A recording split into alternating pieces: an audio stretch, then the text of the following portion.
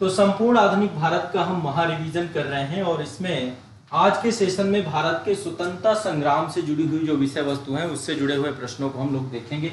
इससे पहले इसका एक सेशन हो चुका है जिसमें मैंने आपको काफी सारे टॉपिक कवर कराए थे। आज लगभग 100 से ज्यादा क्वेश्चन आपके होंगे जिसमें भारत की आजादी तक की जो बहुत सारे प्रश्न होंगे उन प्रश्नों को मैं आप सभी के साथ यहाँ पे रखने जा रहा हूँ और उनको आपको सॉल्व करवाने जा रहा हूँ।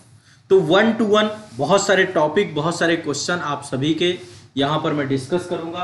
आप सभी का काम होना चाहिए कि इत्मीनान से, ध्यान से एक एक क्वेश्चन को समझना और उसका आंसर अटेम्प्ट करने का प्रयास करना। साथ में पेन कागज लेकर के जहां पे आपको लगता है कुछ आपको लिख लीजिएगा, ठीक है। चलिए शुरू करते हैं, एक एक क्वेश्चन यहाँ पर उठाएंगे। पिछले सेशन में काफी सारे क्वेश्चन आपके हो गए थे, अब आगे ये सारे क्वेश्चन जो हुए थे पिछला वाला सेशन यदि नहीं देखा है तो एक बार जरूर देख लेना। काफी सारे टॉपिक, काफी सारे पॉइंट मैंने वहां पे क्लियर किए हैं। अब ये जो कुछ भी मैं करवा रहा हूँ सारा घटना चक्र से करवा रहा हूँ। घटना चक्र आपने जिसने जिसने पढ़ी है उसके लिए बहुत आसान रहेगा क्योंकि आपका रिवीजन हो जाएगा। और घटना चक्र खुद से एक बार जरूर पढ़नी है। घटना चक्र की बुक आपकी जो है खुद से आपको एक बार जरूर पढ़नी है। अब यहाँ पे घटना चक्र प्रीवियस ईयर क्वेश्चन पेपर ही है आपके, तो प्रीवियस ईयर के क्वेश्चन पेपर का ही रिवीजन आपका रहेगा। चलिए ये क्वेश्चन है आपका नेक्स्ट। अगला क्वेश्चन है, शुरू करते हैं। अंग्रेजी साप्ताहिक वंदे मातरम के साथ निम्नलिखित में से किसने अपने को संबद्ध किया? वंदे मातरम एक पत्रिका है। देखो इससे पहले जो मैंने करवाया था लास्ट, वहां पे भारतीयों द्वारा अंग्रेजी भाषा में प्रकाशित पहला समाचार पत्र कौन सा है इसके बारे में चर्चा हमारी हुई थी कि पहला समाचार पत्र भारतीयों ने किसने प्रकाशित किया। तो भारतीयों के द्वारा प्रकाशित आपका पहला समाचार पत्र जो था ये आपका हिंदू पैट्रियार्क था, ठीक है, ये हमने कर लिया था। और किसके द्वारा प्रकाशित कराया गया था? एक पर्सन थे गंगाधर भट्टाचार्य। गंगाधर भट्टाचार्य के द्वारा साप्ताहिक पत्र बंगाल गजट जो शुरुआत किया गया था, बाद में हिंदू पैट्रियार्क के तौर पे ये आपका पूरा का पूरा प्रकाशित हुआ था। अब ये आपका अंग्रेजी साप्ताहिक पत्र था। ये कैसा था? अंग्रेजी। वंदे मातरम के साथ निम्नलिखित में से किसने अपने आप को संबद्ध किया था? तो बहुत सिंपल सा मामला है इसका, बहुत आसान सा क्वेश्चन है। वंदे मातरम के साथ जुड़े हुए थे अरविंद घोष। ध्यान रखना है कौन जुड़े हुए थे? अरविंद घोष। कौन जुड़े हुए हैं? अरविंद घोष, ठीक है। ये आपके पत्रिकाओं से क्वेश्चन पूछता है, संपादक के तौर पे थे। ये आपको पता होगा बड़ा फेवरेट है हरिजन को लेकर के कि हरिजन के प्रारंभकर्ता कौन थे। तो पता ही है किसने किया? हरिजन? गांधी जी। गांधी जी का द्वारा जो है हरिजन आपका प्रकाशित किया गया था एक पत्रिका के तौर पे। हाँ, सभी को आवाज आ रही है? एक बार मुझे कमेंट सेक्शन में बता दें, आवाज आ रही है ना? हरिजन के गांधी जी थे आपके, ठीक है। और गांधी जी के द्वारा एक जो है यहाँ पे ध्यान रखना है, ये अंग्रेजी में था आपका, ये पत्र तो आपका था अंग्रेजी में, अंग्रेजी, ठीक है। गांधी ने हरिजन सेवक संघ भी प्रारंभ किया था, एक हरिजन सेवक संघ बनाया था और एक गुजराती में बनवाया था हरिजन बंधु। एक पुस्तक है हरिजन बंधु, ये आपकी गुजराती में थी, ये भी गांधी जी की गुजराती, ठीक है। क्लियर है? नेक्स्ट आगे चलते हैं। ये क्वेश्चन मोस्ट इंपॉर्टेंट में से है, कई बार इससे क्वेश्चन पूछा गया आपका कि निम्नलिखित में से कौन सा जनरल अबुल कलाम आजाद के द्वारा जो है ये प्रकाशित किया गया? तो अबुल कलाम आजाद ने प्रकाशित किया आपका अल हिलाल। याद रखना ये बिल्कुल इंपॉर्टेंट है। अल हिलाल इनके द्वारा प्रकाशित किया गया, उर्दू में प्रकाशित किया गया और ये 1912 में इन्होंने प्रकाशित किया और बाद में इसमें 1914 में प्रतिबंध भी लगा दिया गया था। तो 1912 में आपका प्रारंभ हुआ ये उर्दू में। अल हिलाल अबुल कलाम आजाद इनके द्वारा प्रारंभ किया गया। कई बार इससे क्वेश्चन पूछा जा चुका है, ठीक है। नेक्स्ट अगला क्वेश्चन है, 1920 में लाहौर से लाला लाजपत राय द्वारा उर्दू का कौन सा समाचार पत्र प्रारंभ किया गया? ठीक है, उर्दू का लाला लाजपत राय के द्वारा कौन सा समाचार पत्र आपका प्रारंभ किया गया था? तो ये आपका बहुत सिंपल है, लाला लाजपत राय ने जो है उर्दू का वंदे मातरम इन्होंने प्रारंभ किया था। कौन सा? वंदे मातरम। एक और है जो कि क्वेश्चन पूछा जाता है, ये आपका उर्दू का है, ये आपका उर्दू है। एक और है आपका जो है ये अंग्रेजी में है, अंग्रेजी में the people. The people Lala Lajpat राय के द्वारा चालू किया गया था और ये अंग्रेजी में चालू किया गया था, ठीक है। दिमाग में बैठा के रखना है, उर्दू, ठीक है। अंग्रेजी में आपका the people, Lala Lajpat Rai, the people, ठीक है। नेक्स्ट आगे चलते हैं। ब्रह्म समाज की स्थापना किसने की?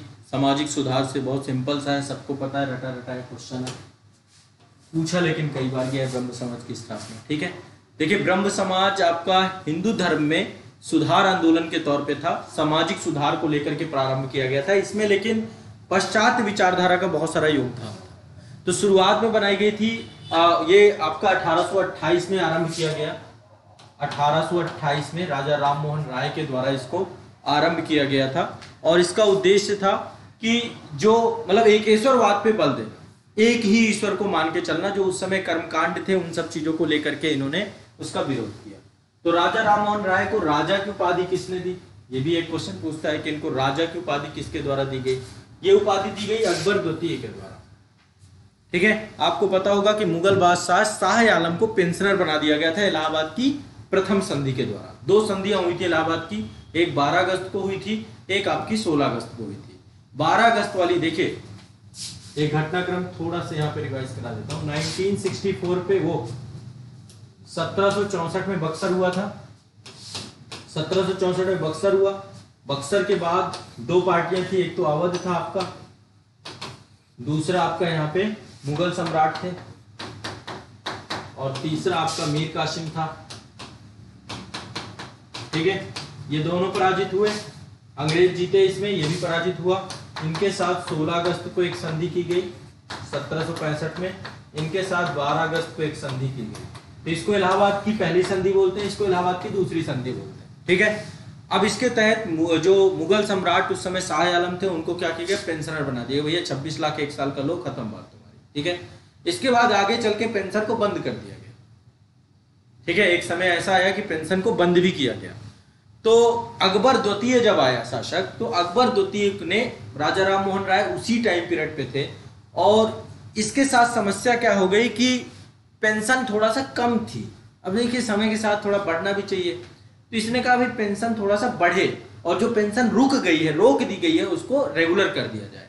तो उस समय ब्रिटिश शासक जो थे आपके, उसका नाम था विलियम चतुर्थ, उसके दरबार में राजा राम मोहन राय को भेजा था, लेकिन फिर इसके बाद जो है स्थिति वो बहाल नहीं हो पाई जो होनी चाहिए और स्थिति इनकी बहुत गड़बड़ हो गई। इसके बाद राजा राम मोहन राय के बारे में एक फैक्ट आपको और बता दूं, राजा राम मोहन राय की मृत्यु कहाँ हुई है, इंग्लैंड में। इंग्लैंड में खत्म हुए 27 सितंबर 1833 को ब्रिस्टल में इनकी मृत्यु हो गई है और वहीं उनकी समाधि स्थापित है, ठीक है। नेक्स्ट आगे चलते हैं। नेक्स्ट कह रहा है 19वीं शताब्दी के उत्तरार्ध में नव हिंदूवाद के सर्वश्रेष्ठ प्रतिनिधित्व किसने किया। तो नव हिंदूवाद कह सकते हैं या स्वामी रामकृष्ण मिशन की स्थापना की बात कर सकते हैं, इसमें एक ही नाम आता है, विवेकानंद जी का, ठीक है। तो रामकृष्ण परमहंस की शिक्षाओं की व्याख्या करने का काम इन्होंने किया और इनके द्वारा जो है रामकृष्ण परमहंस की शिक्षाओं को साधारण भाषा में सब तक पहुंचाने का प्रयास किया गया और इनके द्वारा जो ये काम किया गया, इसको ही नवीन हिंदू धर्म या नियो हिंदुइज्म के तौर पे हम इसको जानते हैं, नव हिंदूवाद के तौर पे इसको जानते हैं, ठीक है। इनके बारे में एक घटना बहुत प्रकाशित है जो बहुत फेमस है कि 1893 में ये शिकागो गए थे, वहां पे धर्म संसद हुई थी और उस धर्म संसद में इन्होंने एक सुप्रसिद्ध भाषण दिया था जिसमें यूरोप के लोगों के द्वारा पश्चिमी संसार के सामने पहली बार भारतीय संस्कृति का वर्णन करने वाला एक व्यक्ति था और जिस तरीके से इन्होंने उसको प्रेजेंट किया था उसके बाद जो है इनका प्रभाव पूरे अंतरराष्ट्रीय स्तर पे बहुत ज्यादा बढ़ा था। तो इन्होंने हिंदू धर्म के पुनरुत्थान पे काम किया। नेक्स्ट, वेदों के ऊपर काम किसने किया है, तो वेदों के ऊपर काम करने वाले पर्सन स्वामी दयानंद सरस्वती, इनके बारे में भी जानते हो। इन्होंने आर्य समाज की स्थापना की है, ठीक है। इन्होंने जो उस समय हिंदू धर्म में बहुत सारे पाखंड आ चुके थे, कर्मकांड का बढ़ावा हो चुका था, तो इन्होंने 1867 में सभी झूठे धर्मों का खंडन किया। एक पुस्तक लिखी इन्होंने जिसका नाम था सत्यार्थ प्रकाश। सत्यार्थ प्रकाश के साथ साथ पाखंड खंडनी पताका भी इन्होंने फहराई और इसके बाद आर्य समाज की स्थापना की इन्होंने। तो आर्य समाज के संस्थापक के तौर पर स्वामी दयानंद सरस्वती और इन्होंने वेदों को प्राथमिकता दी, ठीक है। और दयानंद जी को ही भारत के धार्मिक सुधारों के प्रयासों के कारण से भारत का मार्टिन लूथर किंग भी कहा जाता है। क्या बोलते हैं, भारत का मार्टिन लूथर किंग भी इनको कहा जाता है, ठीक है, ये भी ध्यान रखिएगा। ये सब फैक्चुअल क्वेश्चन है, आते जैसे ही पढ़ोगे आए बता लगा देना, नहीं आए नहीं लगा देना, कोई टेंशन नहीं लेनी। ये वाला टाइप थोड़ा सा ट्रिकी होता है क्योंकि इसमें आने के बाद भी क्वेश्चन कई बार गलत कर देते हैं। इसमें कह रहा है एक दो चीजें होती हैं, एक तो आपको कारण देगा, एक कथन देगा और एक कारण देगा, ठीक है। तो यहाँ पे पहले दिया गया है कथन, आर्य समाज आंदोलन में हिंदुओं में आत्मविश्वास और आत्मनिर्भरता प्रदान किया गया। आपको क्या लगता है सही होगा? बिल्कुल, जब क्योंकि वेदों को लेकर के, प्राचीन संस्कृति को लेकर, प्राचीन कल्चर को लेकर के, तो ये कथन सही है। सबसे पहले आपको देखना है क्या कथन सही है कि नहीं, कारण नहीं पढ़ना, पहले कथन के सही होने की बात करना है कि क्या कथन सही है, तो ये कथन सही है, ठीक है। गलत होता तो बहुत सिंपल था, इसको हम एनिबलेट कर लेते हैं। दूसरा है कारण को भी देखना सही है कि नहीं सही है। दूसरा क्या है, आर्य समाज आंदोलन ने श्वेत जाति की श्रेष्ठता में विश्वास की जड़ों को कमजोर किया। मतलब अंग्रेजों के मन में जो, मतलब लोगों को अंग्रेजों के प्रति एक श्रद्धा का भाव पैदा हो रहा था कि अंग्रेज बहुत अच्छे हैं, उनका धर्म बहुत अच्छा है, तो इन्होंने हमारी प्राचीन संस्कृति को उजागर करके श्वेत लोगों के जो धर्म है, विश्वास है, उसको कमजोर करने का काम किया। ये कथन भी बिल्कुल सही है। लेकिन अब देखना है क्या कारण और कथन का संबंध है, क्या कारण कथन की व्याख्या कर रहा है। तो अब यहाँ पे देखिए, कह रहे हैं आर्य समाज आंदोलन में हिंदुओं के आत्मविश्वास का और आत्मनिर्भरता को प्रदान किया। हिंदुओं का आत्मविश्वास और आत्मनिर्भरता क्या इसके कारण से पैदा हुआ? नहीं। वेदों के बारे में यदि जो है, वेदों का जो है के बारे में वर्णन करके यह आत्मविश्वास आया, प्राचीन संस्कृति की गौरव गाथा करके यह आत्मविश्वास आया। तो कथन तो और कारण दोनों सही है, लेकिन एक दूसरे को परिभाषित नहीं कर रहे हैं, तो इसका बी सही हो जाएगा, ठीक है, इसका बी सही हो जाएगा। तो इस तरीके के क्वेश्चन एक बार थोड़ा ट्रिकी होते हैं, पहले कथन कारण समझना, फिर आगे इनको बारे में चर्चा करनी। नेक्स्ट आगे चलते हैं। नेक्स्ट है, निम्नलिखित में से किसने महाराष्ट्र में प्रार्थना समाज की स्थापना की? प्रार्थना समाज किसने बनाया? बहुत सिंपल सा क्वेश्चन है इसका, आत्माराम पांडुरंग, ठीक है। कौन है? आत्माराम पांडुरंग। रट लो, ये फैक्ट है आपका। प्रार्थना समाज की स्थापना किसने की? आत्माराम पांडुरंग के द्वारा। कब की गई? 1867 में की गई, ठीक है। केशव चंद्र सेन के साथ ही जुड़े हुए थे, और केशव चंद्र की सेन की प्रेरणा से ही आत्माराम पांडुरंग के द्वारा क्या किया गया जो है, और बंबई में आचार्य केशव चंद्र सेन की प्रेरणा से इनके द्वारा स्थापना की गई। महादेव गोविंद रनाडे भी इस संस्था से बाद में जुड़ जाते हैं। महादेव गोविंद रनाडे जुड़ते हैं बाद में 1869। तो बाद में इनके द्वारा बहुत सारा काम यहाँ पे किया जाता है। काम क्या होते हैं? जाति प्रथा का विरोध करना, स्त्री पुरुष समानता पे बात करना, ठीक है, विवाह की आयु में वृद्धि करना, विधवा विवाह, ये सारी चीजों को लेकर, स्त्री रक्षा को प्रोत्साहन देना, ये सारे पॉइंट यहाँ पे। नेक्स्ट है, देव समाज का संस्थापक कौन है? तो देव समाज की संस्थापक की है शिव नारायण अग्निहोत्री के द्वारा। सब पिछले साल में पूछे गए क्वेश्चन है, जितने मैं पढ़ा रहा हूँ। यूपीपीसीएस में 4 बार क्वेश्चन पूछा गया है देव समाज को लेकर के। तो देव समाज की स्थापना 1887 में हुई थी। 1887 में हुई थी।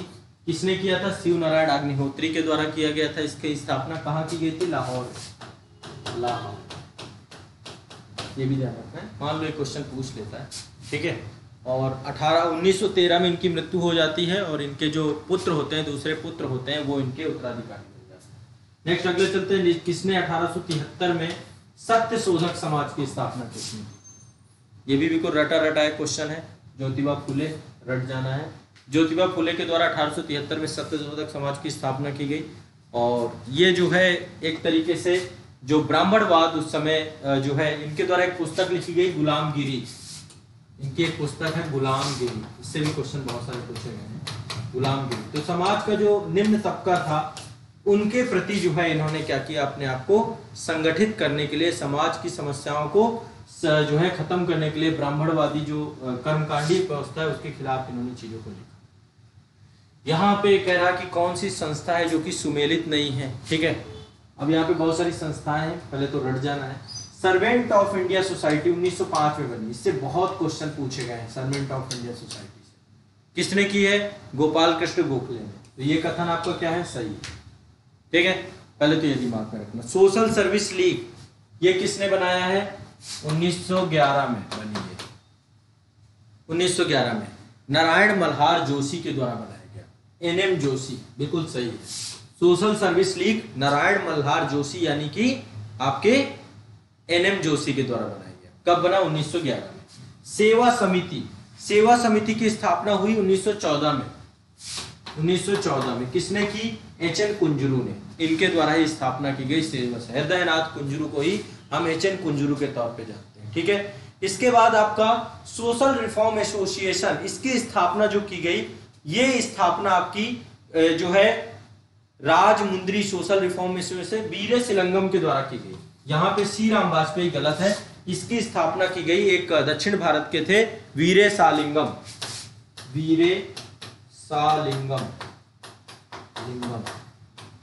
सोशल रिफॉर्म एसोसिएशन के संस्थापक ये हैं आपके वीरेसालिंगम सोशल रिफॉर्म एसोसिएशन। ठीक, ये आपको ध्यान रखना है। नेक्स्ट अगला है थियोसॉफिकल सोसाइटी की स्थापना किसने की? तो थियोसॉफिकल सोसाइटी की स्थापना किसने की? 2 पर्सन थे इसमें, एक मैडम एचपी कामा थी और ये आपके ब्लॉटेस्की महोदय थे। ठीक है, मैडम एचपी कामा और ये कर्नल एकॉल्ट थे एक पर्सन।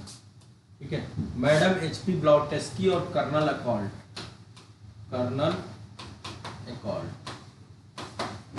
थियोसॉफिकल सोसाइटी की स्थापना 2 लोगों ने, ब्लॉटेस्की एंड एकॉल्ट, 2 के द्वारा किया गया।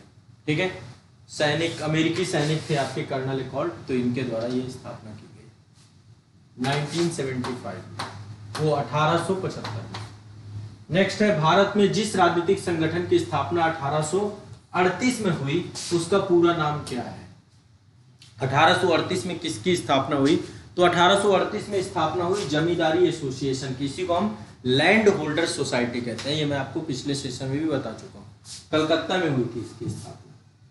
कांग्रेस से पूर्व प्रमुख संस्था थी, बट इसके अपने जो जमींदार थे, जमींदारों को लेकर के एसोसिएशन बनाया गया। इसी को हम लैंड होल्डर्स सोसाइटी बोलते हैं। होल्डर्स सोसाइटी कब हुई इसकी स्थापना? 1838 में, लैंड होल्डर सोसाइटी। ठीक है, ये भी दिमाग में बैठा के रखना है। नेक्स्ट, इंडियन एसोसिएशन का संस्थापक कौन है? भारतीय संघ का संस्थापक कौन है? तो भारतीय संघ की स्थापना की सुरेंद्रनाथ बनर्जी ने। ये भी आपको दिमाग में बैठा के रखना है। ठीक है, 2 पर्सन थे, सुरेंद्रनाथ बनर्जी और आनंद मोहन बोस। 1876 में इनके द्वारा स्थापना की गई। 1876 में आनंद मोहन बोस भी है इसमें। ठीक है, आनंद मोहन बोस, दोनों के द्वारा जो है ये पूरी। नेक्स्ट आगे चलते हैं। निम्नलिखित को उनके संगठन के आधार पे क्रमवार सजाइए, और इनके बारे में बताना भी है, क्रमवार जानकारी भी देनी है। तो यहाँ पर देखिए बहुत सारे संगठन है। एक तो सबसे पहले है बॉम्बे एसोसिएशन। बॉम्बे एसोसिएशन की स्थापना हुई अगस्त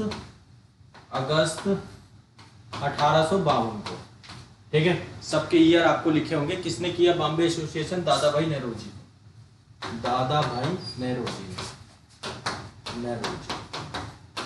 बॉम्बे एसोसिएशन। इसके बाद दूसरा है मद्रास आपकी महाजन सभा, ये हुई 1884 को, 1884 में। इसके बाद है इंडियन एसोसिएशन। तो इंडियन एसोसिएशन 1876 में बनी। ये किसने बनाई? सुरेंद्रनाथ बनर्जी ने। और इसके बाद है आपका इंडियन लीग।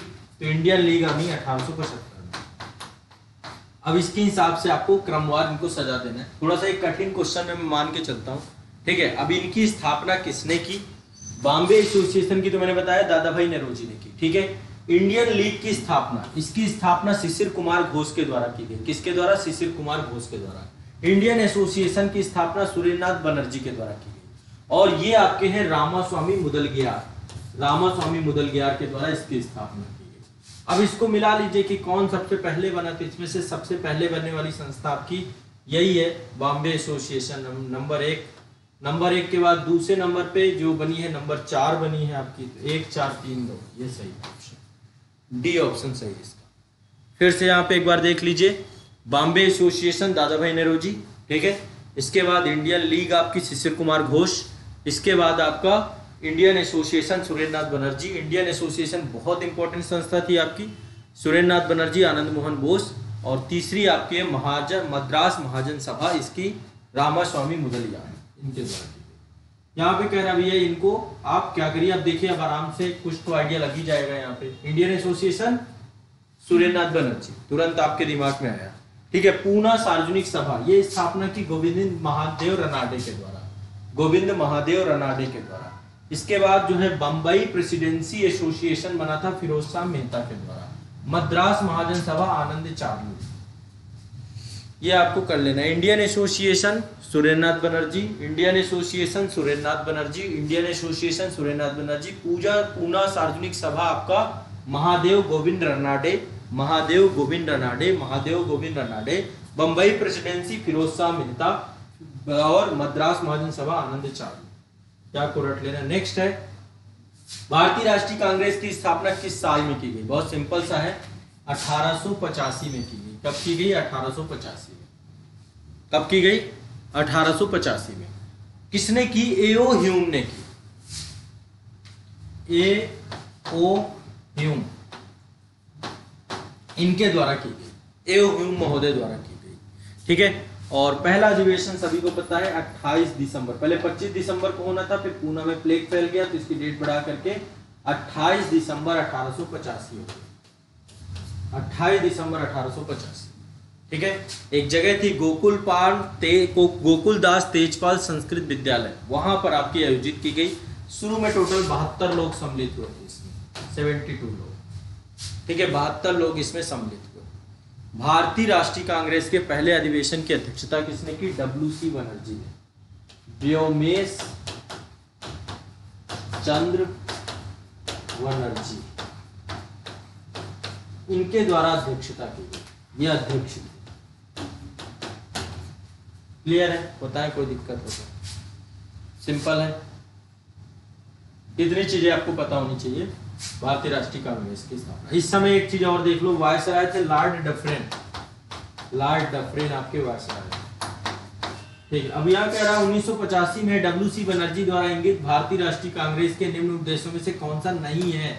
नहीं वाला। देखो प्रश्न पढ़ते समय ये सावधानी बरतनी है कि सही पूछ रहा है, गलत पूछ रहा है, नहीं पूछ रहा है या है पूछ रहा है, ये आपको ध्यान रखना है। ठीक है। अब इसमें से एक बार देख लेते हैं। कह रहा है देश के हितों की रक्षा करने वाले भारतीयों के बीच संपर्क और मित्रता बढ़ाना। क्या ये था कांग्रेस का? कांग्रेस ये चाहती थी कि देश के हितों की रक्षा हो, इसलिए बनाई गई थी। क्या कांग्रेस चाहती थी कि भारतीयों के बीच में संपर्क और मित्रता बढ़े? क्या कांग्रेस चाहती थी? बिल्कुल चाहती थी। सही है। दूसरा कह रहा है देशवासियों के बीच जाति, संप्रदाय, प्रांतीय पक्षपातों भावनाओं को दूर करके उनमें राष्ट्रीय एकता की भावना को विकसित करना। तो क्या राष्ट्रीय एकता की भावना विकसित करना चाहती थी? करना चाहती थी। नेक्स्ट, शिक्षित वर्ग की पूर्ण सम्मति से महत्वपूर्ण और आवश्यक सामाजिक विषयों पर विचार करना। क्या चाहती थी? क्यों चाहती थी? ताकि सामाजिक जो परंपरा, रूढ़िवादी सोच वगैरह, जो भी गतिविधियां जातिवाद वगैरह सब दूर हो सके। क्या लिखा हुआ है? शिक्षित वर्ग की पूर्ण सम्मति से। शिक्षित वर्ग जब बोल देगा, पूरी सहमति देगा, तभी महत्वपूर्ण और आवश्यक सामाजिक विषय पर विचार करना। ये तो कोई बात नहीं होती ना। केवल शिक्षित वर्ग ही जो बोलेगा उसी से जुड़ी हुई चीजें रहेंगी, ये नहीं था इसका। ये नहीं चाहते थे। इसका था सभी लोग जुड़े, समुदाय के सभी वर्ग जुड़े, सभी समुदाय के लोग जुड़े और सभी की बातों को हम लोग जो है एक साथ करके डिस्कस करें। नेक्स्ट है निम्नलिखित निर्धारित करना आगामी वर्षों में भारतीय लोकहित किस दिशा में, किस आधार पर विकसित किया जाएगा। ये भी बिल्कुल सही है कि आने वाले वर्षों में भारत का जो लोकहित होगा वो कैसे और कैसा होगा, ये भी सही है। ठीक है। तो यहाँ पे जब कोई एक वर्ग विशेष, जब कोई एक्सट्रीम सेंटेंस आए तो उसको मान लेना, जैसे पूर्ण सम्मति, ये एक्सट्रीम सेंटेंस है। ठीक है। तो कभी भी एक्सट्रीम सेंटेंस आए वो गलत हो जाता है, ध्यान रखना है थोड़ा सा, इसको भी आपको क्वेश्चन को ध्यान। निम्नलिखित में से भारतीय राष्ट्रीय कांग्रेस के स्थापना समय वायसराय कौन थे? अभी बताया लॉर्ड डफरिन थे आपके। ठीक है। नेक्स्ट, ठीक है, लॉर्ड डफरिन का टाइम पीरियड था 1884 से लेकर के 1888, 4 साल तक था। 1885 में संस्था बनी। ठीक है। और इसके द्वारा कहते हैं, एक इसका कमेंट था कांग्रेस को, इसने बोला था सूक्ष्मदर्शी अल्पसंख्यकों की संस्था, मतलब बहुत छोटे, बहुत कम लोग हैं इसमें, बाद में वही विशाल आंदोलन बना देते हैं। ठीक है। नेक्स्ट अगला चलते हैं। अगला है भारतीय राष्ट्रीय कांग्रेस के सर्वप्रथम मुस्लिम अध्यक्ष। देखो पहले अध्यक्ष WC बनर्जी थे, दूसरे दादा भाई नौरोजी थे, तीसरे बदरुद्दीन तैयब जी थे। ठीक है। तो बदरुद्दीन तैयब जी ही पहले मुस्लिम अध्यक्ष थे आपके। तो भारतीय राष्ट्रीय कांग्रेस के अध्यक्ष होने का गौरव बदरुद्दीन तैयब जी को दिया जाता है। 1887 में मद्रास में अधिवेशन हुआ था आपका, 27 से 30 दिसंबर के बीच। नेक्स्ट अगला कह रहा है, अगला क्वेश्चन है भारतीय राष्ट्रीय कांग्रेस की प्रथम महिला अध्यक्ष कौन थी? सरोजनी नायडू। क्या सही है? पहली महिला अध्यक्ष थी क्या सरोजनी नायडू? पहली एनी बेसेंट थी। Very good. और कब बनी थी? 1917 में बनी थी। तो पहली सरोजनी नायडू नहीं थी। ये कथन क्या हो जाएगा, गलत हो जाएगा। दूसरा कहता है कि भारतीय राष्ट्रीय कांग्रेस के पहले मुस्लिम अध्यक्ष बदरुद्दीन तैयब जी थे, तो ये सही हो जाएगा, केवल दूसरा सही है। ठीक है, यहाँ पे सही गलत एक बार जरूर चेक कर लेना, जब भी क्वेश्चन हल करना, सही पूछ रहा है गलत पूछ रहा है। क्लियर है, सिंपल सा है। अब एक क्वेश्चन ये भी पूछता है कि पहला जो है यूरोपीय अध्यक्ष कौन था। ये चौथे अधिवेशन में था आपका जॉर्ज यूले। जॉर्ज यूले आपका, ये देखो चार तो मैं आपको टॉप 4 बता देता हूँ। 1885 में WC बनर्जी, 1886 में दादा भाई नौरोजी, 1887 में तैयब जी, 1888 में जॉर्ज यूले। तो जॉर्ज यूले भारत के पहले यूरोपीय अध्यक्ष थे आपके। ठीक है, इनको रखा गया था। नेक्स्ट, निम्नलिखित में से किसने अखिल भारतीय हरिजन सेवक संघ की स्थापना 32 में की, 1932 में की? किसने की? गांधी जी के द्वारा की गई, MK गांधी। ठीक है, इसके बाद नीचे उन व्यक्तियों की सूची दी गई जो भारतीय राष्ट्रीय कांग्रेस के अध्यक्ष हुए हैं, और तिथि अनुसार उनको क्रमबद्ध कीजिए और नीचे दिए गए कूट के हिसाब से अपना उत्तर दीजिए और बताइए कि भैया कब कौन बना है। देखो गांधी जी केवल एक बार बने हैं। कब बने हैं गांधी जी? एक बार 1924 में बेलगांव अधिवेशन हुआ था। बेलगांव अधिवेशन में गांधी जी बने, ये दिमाग में रखना। ठीक है, इसके बाद है सरोजिनी नायडू, 1925 में बनी है कानपुर अधिवेशन में, कानपुर। वल्लभ भाई पटेल भी एक बार बने हैं आपके, सिर्फ और सिर्फ एक बार। कब बने हैं? कराची अधिवेशन।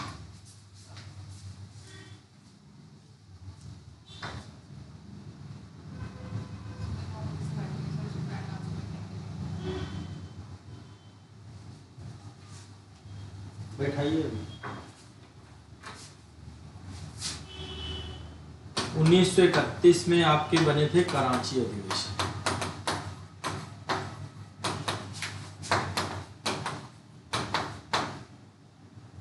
जवाहरलाल नेहरू कई बार बने।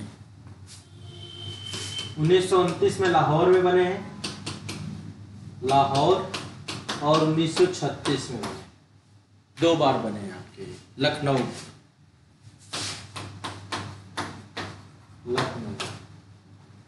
ठीक है, महात्मा गांधी बेलगांव, जवाहरलाल नेहरू, वल्लभ भाई पटेल, सरोजिनी नायडू।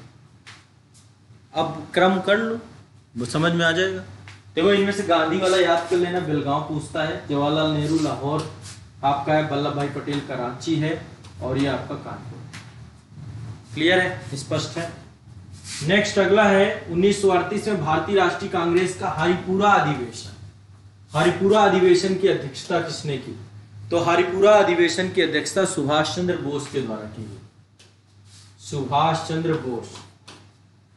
ठीक है, कब की? सुभाष चंद्र बोस के द्वारा 1938 में। 1939 में आपका त्रिपुरी संकट हो गया था, जिसमें सुभाष जीते लेकिन बाद में इस्तीफा दे दिया।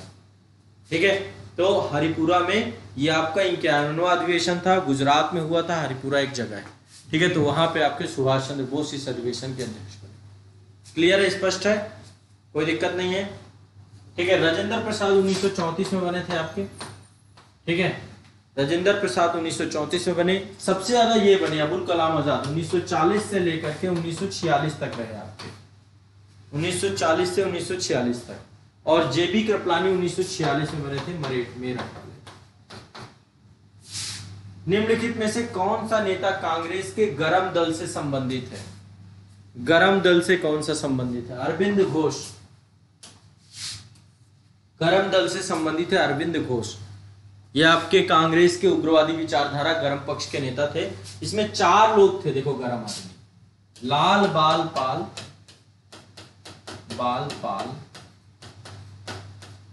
लाला लाजपत राय, बालगंगाधर तिलक, और जो है आपके बिपिन चंद्र पाल और आपके अरविंद घोष। ये 4 स्तंभ थे आपके जो गरमपंथी विचारधारा से जुड़े हुए। क्लियर है, स्पष्ट है।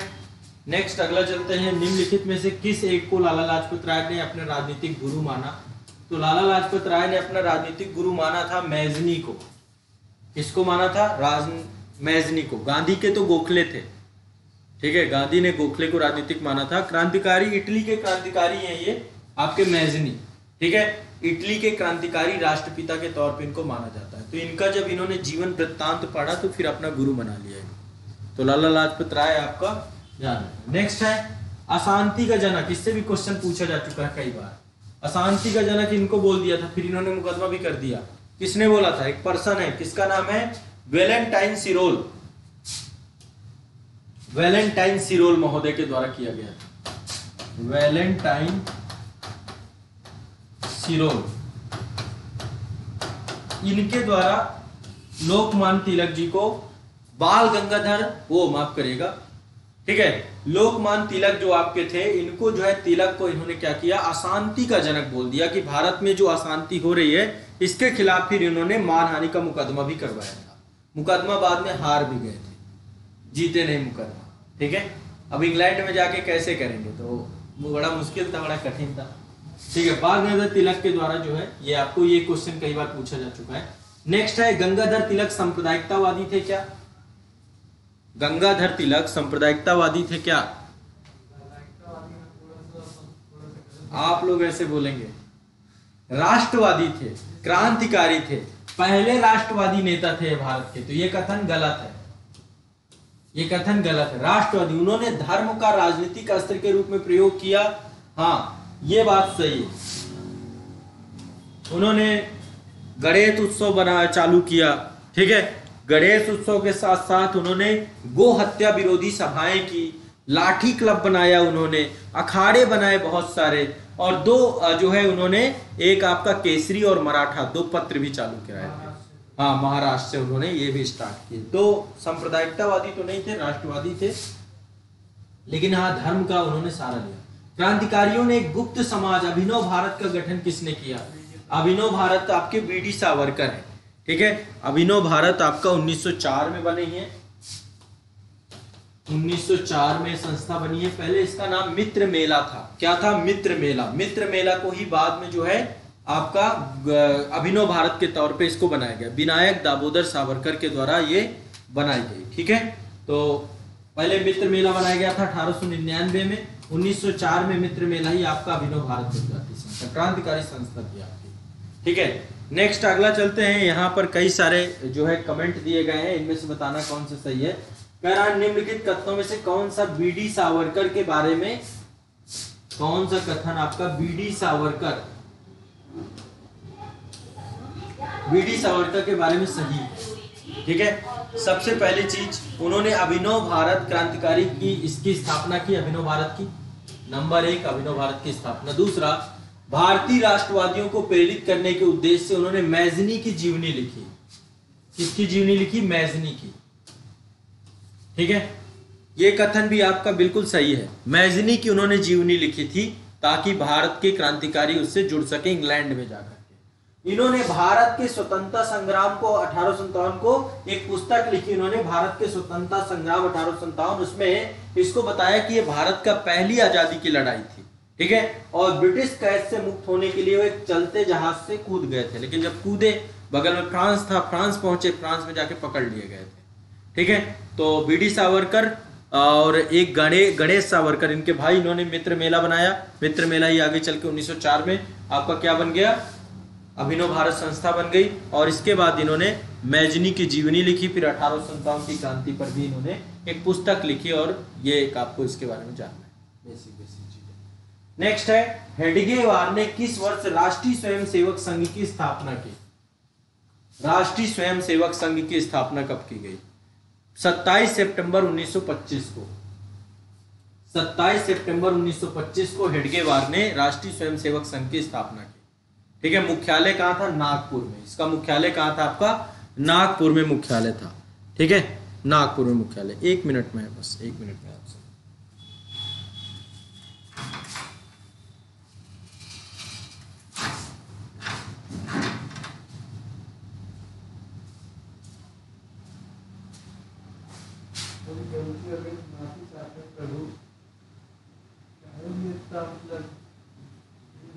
बात नहीं बोलेगी तो किससे बोलने रहेंगे, कोई नहीं समझा।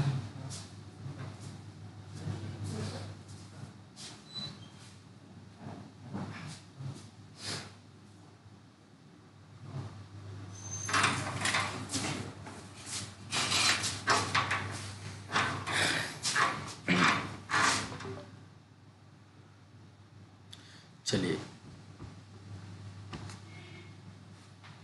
कहाँ पर थे हम लोग? एक छात्र, वो उनके गार्जियन बैठे हुए हैं, तो तो ये लगेगा कि अब क्लास नहीं छोड़ी जा सकती, क्लास जरूरी है। इसके बाद हेडगेवार ने किस राष्ट्रीय स्वयंसेवक संघ की स्थापना की? 1925 में। नेक्स्ट है, युगांतर पार्टी का नेतृत्व किसने किया? युगांतर पार्टी का नेतृत्व किसने किया? तो इसके बारे में भी जो है यहाँ पर देखिए, जतिन नाथ, ये अभी ये ऊपर वाला, ये हाँ, ये कब किसने किया? ये आपका 1925 में बनाई गई थी, ठीक है। नेक्स्ट है, युगांतर पार्टी का नेतृत्व किसने किया? तो ये किया आपने सुभाष चंद्र बोस। सुभाष चंद्र बोस के द्वारा जो है, वैसे तो आपको पता है, नहीं सुभाष चंद्र बोस नहीं था, ये जितेंद्र नाथ मुखर्जी है। जितेंद्र नाथ मुखर्जी के द्वारा युगांतर पार्टी को बनाया गया था। ये बंगाल के क्रांतिकारी थे और इनके द्वारा जो है जितेंद्र नाथ मुखर्जी के द्वारा युगांतर पार्टी बनाई गई। नेक्स्ट है, निम्नलिखित में से अनुशीलन समिति, इससे बहुत क्वेश्चन पूछे गए कि अनुशीलन समिति की स्थापना किसने की? तो अनुशीलन समिति की स्थापना, देखो अब इसमें कई सारे नाम आते हैं। अनुशीलन समिति आपकी कई सारी है, 3 अनुशीलन समिति बनाई गई है। यहाँ पे एक बार मैं आपका क्लियर कर देता हूँ अनुशीलन समिति को लेकर, क्योंकि इसमें बहुत कंफ्यूजन होता है बच्चों को। अब आपको इसी हिसाब से ध्यान में रखना है। अनुशीलन समिति, अनुशीलन समिति की स्थापना 3 अनुशीलन समिति हुई है। 3 अनुशीलन समिति बनी है। पहले बनी है मिदनापुर में, ठीक है, मिदनापुर। मिदनापुर में जो अनुशीलन समिति बनी, ये बनी है 1902 में, ठीक है। किसके द्वारा बनाई गई है? ज्ञानेंद्र नाथ बसु के द्वारा। ज्ञानेंद्र नाथ बसु के द्वारा पहली अनुशीलन समिति ये है। दूसरी अनुशीलन समिति ढाका में बनी है। ढाका में कब बनी है आपकी? अक्टूबर 1906 में। अक्टूबर 1906 में, ठीक है। और किसके द्वारा बनाई गई है? पुलिन बिहारी दास के द्वारा। पुलिन बिहारी दास के द्वारा, ठीक है। तीसरी आपकी बनी है, वो बनी है कलकत्ता में। कलकत्ता में भी 2 डेट हैं आपकी। एक आपकी बनी है मार्च 1902 में, और दूसरी आपकी बनी है ये भी 1902। 1902 में 2 लोग हैं जिनके द्वारा इसको लीड किया गया, इसको बनाया गया। तो अब 1902 में जो आपकी बनी है, ये बनी है सतीश चंद्र बसु के द्वारा। सतीश चंद्र बसु के द्वारा। और जो इधर आपकी बनी हुई है, ये बनी है सीधा 2 लोग हैं, वरीन्द्र नाथ घोष, आपके पी मित्रा, एक है पी मित्रा, प्रथम नाथ मित्र, पी मित्रा, ये पहले हैं। दूसरे हैं जतीन्द्र नाथ, ये सबसे प्रमुख है, इसी से क्वेश्चन आपके ज्यादातर पूछता है, ठीक है। इनको जतिन नाथ को बाघा जतिन भी कहा जाता था। बाघा जतिन मतलब इन्होंने एक बाघ को मारा था, उसी पे इनका नाम बाघा जतिन हो गया। और तीसरे वरीन्द्र नाथ घोष, वरीन्द्र नाथ घोष, ठीक है। ये आपको ध्यान में रखना है। अनुशीलन समिति 3 है, पहली मिदनापुर की है, दूसरी ढाका की है, तीसरी कलकत्ता की है, ठीक है। एक 1902 में ज्ञानेंद्र नाथ बसु, दूसरी आपकी पुलिन बिहारी दास, तीसरी आपकी 1902 में सतीश चंद्र बसु, और ये पी मित्रा, जतीन नाथ और वरीन्द्र नाथ घोष। बताओ कोई दिक्कत?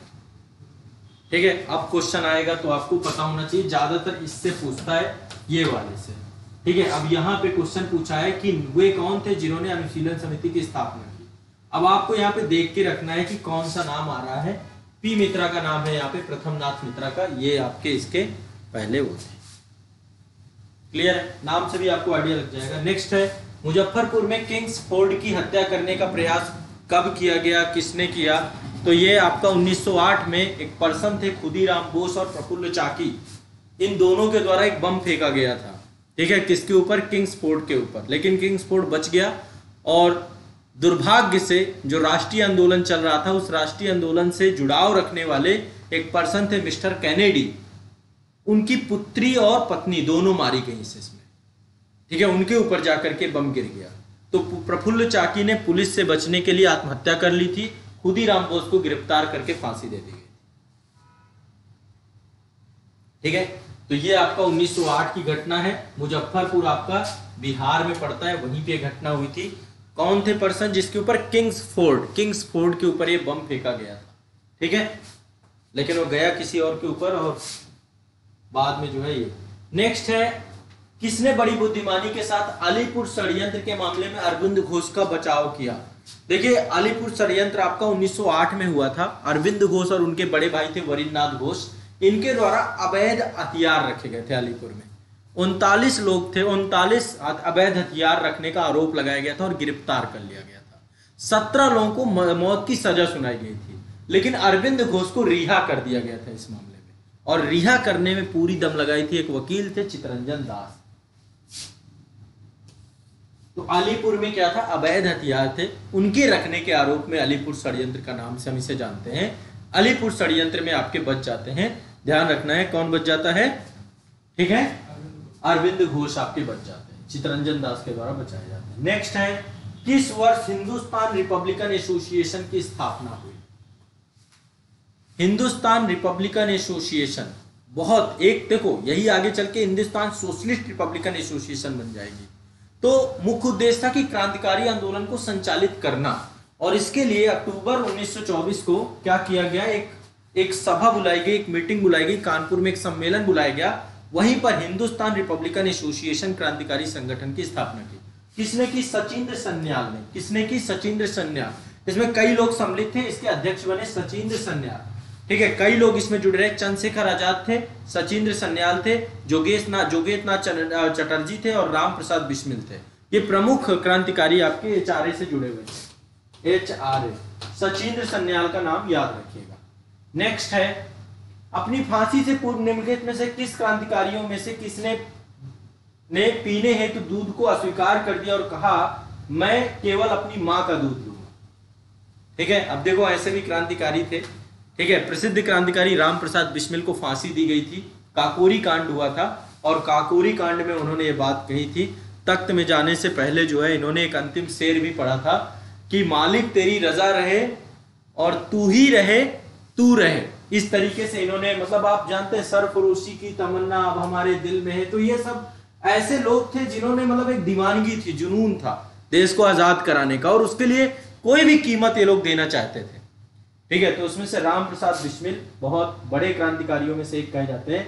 नेक्स्ट है, काकोरी षड्यंत्र, इन्हीं के द्वारा जो लखनऊ वाले क्षेत्र में काकोरी में जो है एक, देखिए इसमें सचिंद्र सन्याल, राम प्रसाद बिस्मिल और क्या नाम है, चंद्रशेखर, इनके द्वारा ये जो HRA बनाया गया था, HRA के द्वारा एक बड़ी घटना आपकी अंजाम दी गई थी 9 अगस्त 1925 को। कब हुई थी ये घटना, 9 अगस्त को 1925 को। खजाना लूटना था इसमें। ठीक है, तो काकोरी एक जगह है आपकी लखनऊ के पास ही, वहीं पर ही 8 down Saharanpur Lucknow passenger train थी। उस पैसेंजर ट्रेन में खजाना जा रहा था, सरकारी खजाना। उसी को जो है खजाने वाले को पूरा का पूरा खजाना साफ कर दिया गया। 29 क्रांतिकारी थे, उनको गिरफ्तार किया गया था। इसमें से 4 लोगों को फांसी हुई थी। एक तो राम प्रसाद बिस्मिल, दूसरे आपके जो है रोशन लाल थे, राजेंद्र लाहिड़ी थे और अशफाक उल्ला खां थे। ठीक है, मैं 4 लोगों के नाम यहाँ पे एक बार फिर से बताता हूँ। राम प्रसाद बिस्मिल, रोशन लाल, राजेंद्र लाहिड़ी, अशफाक उल्ला खां, इनको फांसी हो गई थी। आजाद को पकड़ नहीं पाए, आजाद थे, आजाद रहे, अपनी गोली से वो मरे। तो चंद्रशेखर आजाद भी इसमें थे, लेकिन उनको कोई पकड़ नहीं पाया। ठीक है, एकमात्र सदस्य जो कभी पुलिस पकड़ नहीं पाई आजाद को, हमेशा वो भेष बदल के यही पुलिस के आसपास ही घूमते रहते थे, पर उनको कभी पुलिस पकड़ नहीं पाई। तो सबसे जो है ये एक राम प्रसाद बिस्मिल जी को जो है फांसी दी है। नेक्स्ट है, हिंदुस्तान सोशलिस्ट रिपब्लिकन एसोसिएशन। ये देखिए बाद में इसका नाम परिवर्तित कर दिया जाता है। ठीक है, सितंबर 1928 में जो है फिरोज शाह कोटला जो आपका दिल्ली में है, यहीं पर फिर से सारे इकट्ठे होते हैं और इसमें एक नया नाम जुड़ जाता है। ठीक है, उसका नाम होता है भगत सिंह। तो चंद्रशेखर आजाद के द्वारा इसका नाम परिवर्तित करके एक नई संस्था गठित, क्योंकि पुराने तो काफी लोग गिरफ्तार हो जाते हैं काकोरी कांड में, बहुत लोगों को फांसी दे दी जाती है। तो फिर से जो है हिंदुस्तान सोशलिस्ट रिपब्लिकन एसोसिएशन बनाया जाता है। भगत सिंह, बटुकेश्वर दत्त, ठीक है। और इनके बारे में भी आपको पता है कि 8 अप्रैल जब मतलब साइमन कमीशन आया, साइमन कमीशन के द्वारा लाठी चार्ज किया गया, लाला लाजपत राय की ऑन द स्पॉट हत्या हो गई उस लाठी चार्ज में, उसका विरोध किया इन्होंने। एक पुलिस अधीक्षक था सैंडर्स, उसके द्वारा ही जो है वो लाठी चार्ज करवाया गया था। तो पहले तो उसको निपटाया जाता है, ठीक है। 1928 में भगत सिंह, चंद्रशेखर और राजगुरु के द्वारा हत्या की पूरी गतिविधि दी जाती है। और उसके बाद जो है आपको पता होगा कि भगत सिंह और बटुकेश्वर दत्त दोनों लोग जाते हैं, जा करके जो असेंबली होती है, सेंट्रल असेंबली होती है, उसके ऊपर वो बम फेंके जाते हैं। 2 बिल आए थे उस समय, एक बिल था सेफ्टी बिल, एक दूसरा था ट्रेड डिस्प्यूट बिल। इन दोनों बिलों के विरोध में बहस चल रही थी इसकी, और इनका उद्देश्य सिर्फ ये था कि भाई सरकार को डरा देना है कि हम तो यहाँ तक आकर के भी आपको बम मार सके जा सकते हैं। अभी भी आपकी जो लोकसभा है ना, उस लोकसभा में एक खंभा है, उस खंभे में आज भी तक उसको रिपेयर नहीं कराया गया, ताकि वो याद दिलाए कि हमारी आजादी की लड़ाई के ये जगह थे। वो लोकसभा के अंदर ही जहां पे उन्होंने फेंका था, तो बहुत ज्यादा प्रभावी नहीं थे वो, बहुत प्रभावी होते सब उड़ा दिए जाते। फिर उन्होंने अपनी जो है गिरफ्तारी भी वहीं पर दे दी थी, ठीक है। लेकिन बाद में जो है इनको फांसी की सजा दे दी जाती है। और आपको पता होगा फांसी की सजा 23 मार्च को मिलती है, 23 मार्च 1931 को, ठीक है। भगत सिंह, राजगुरु और सुखदेव, इनको फांसी दे दी जाती है। तो 8 अप्रैल 1929 को केंद्रीय विधानसभा में बम फेंका, दोनों गिरफ्तार कर लिए गए।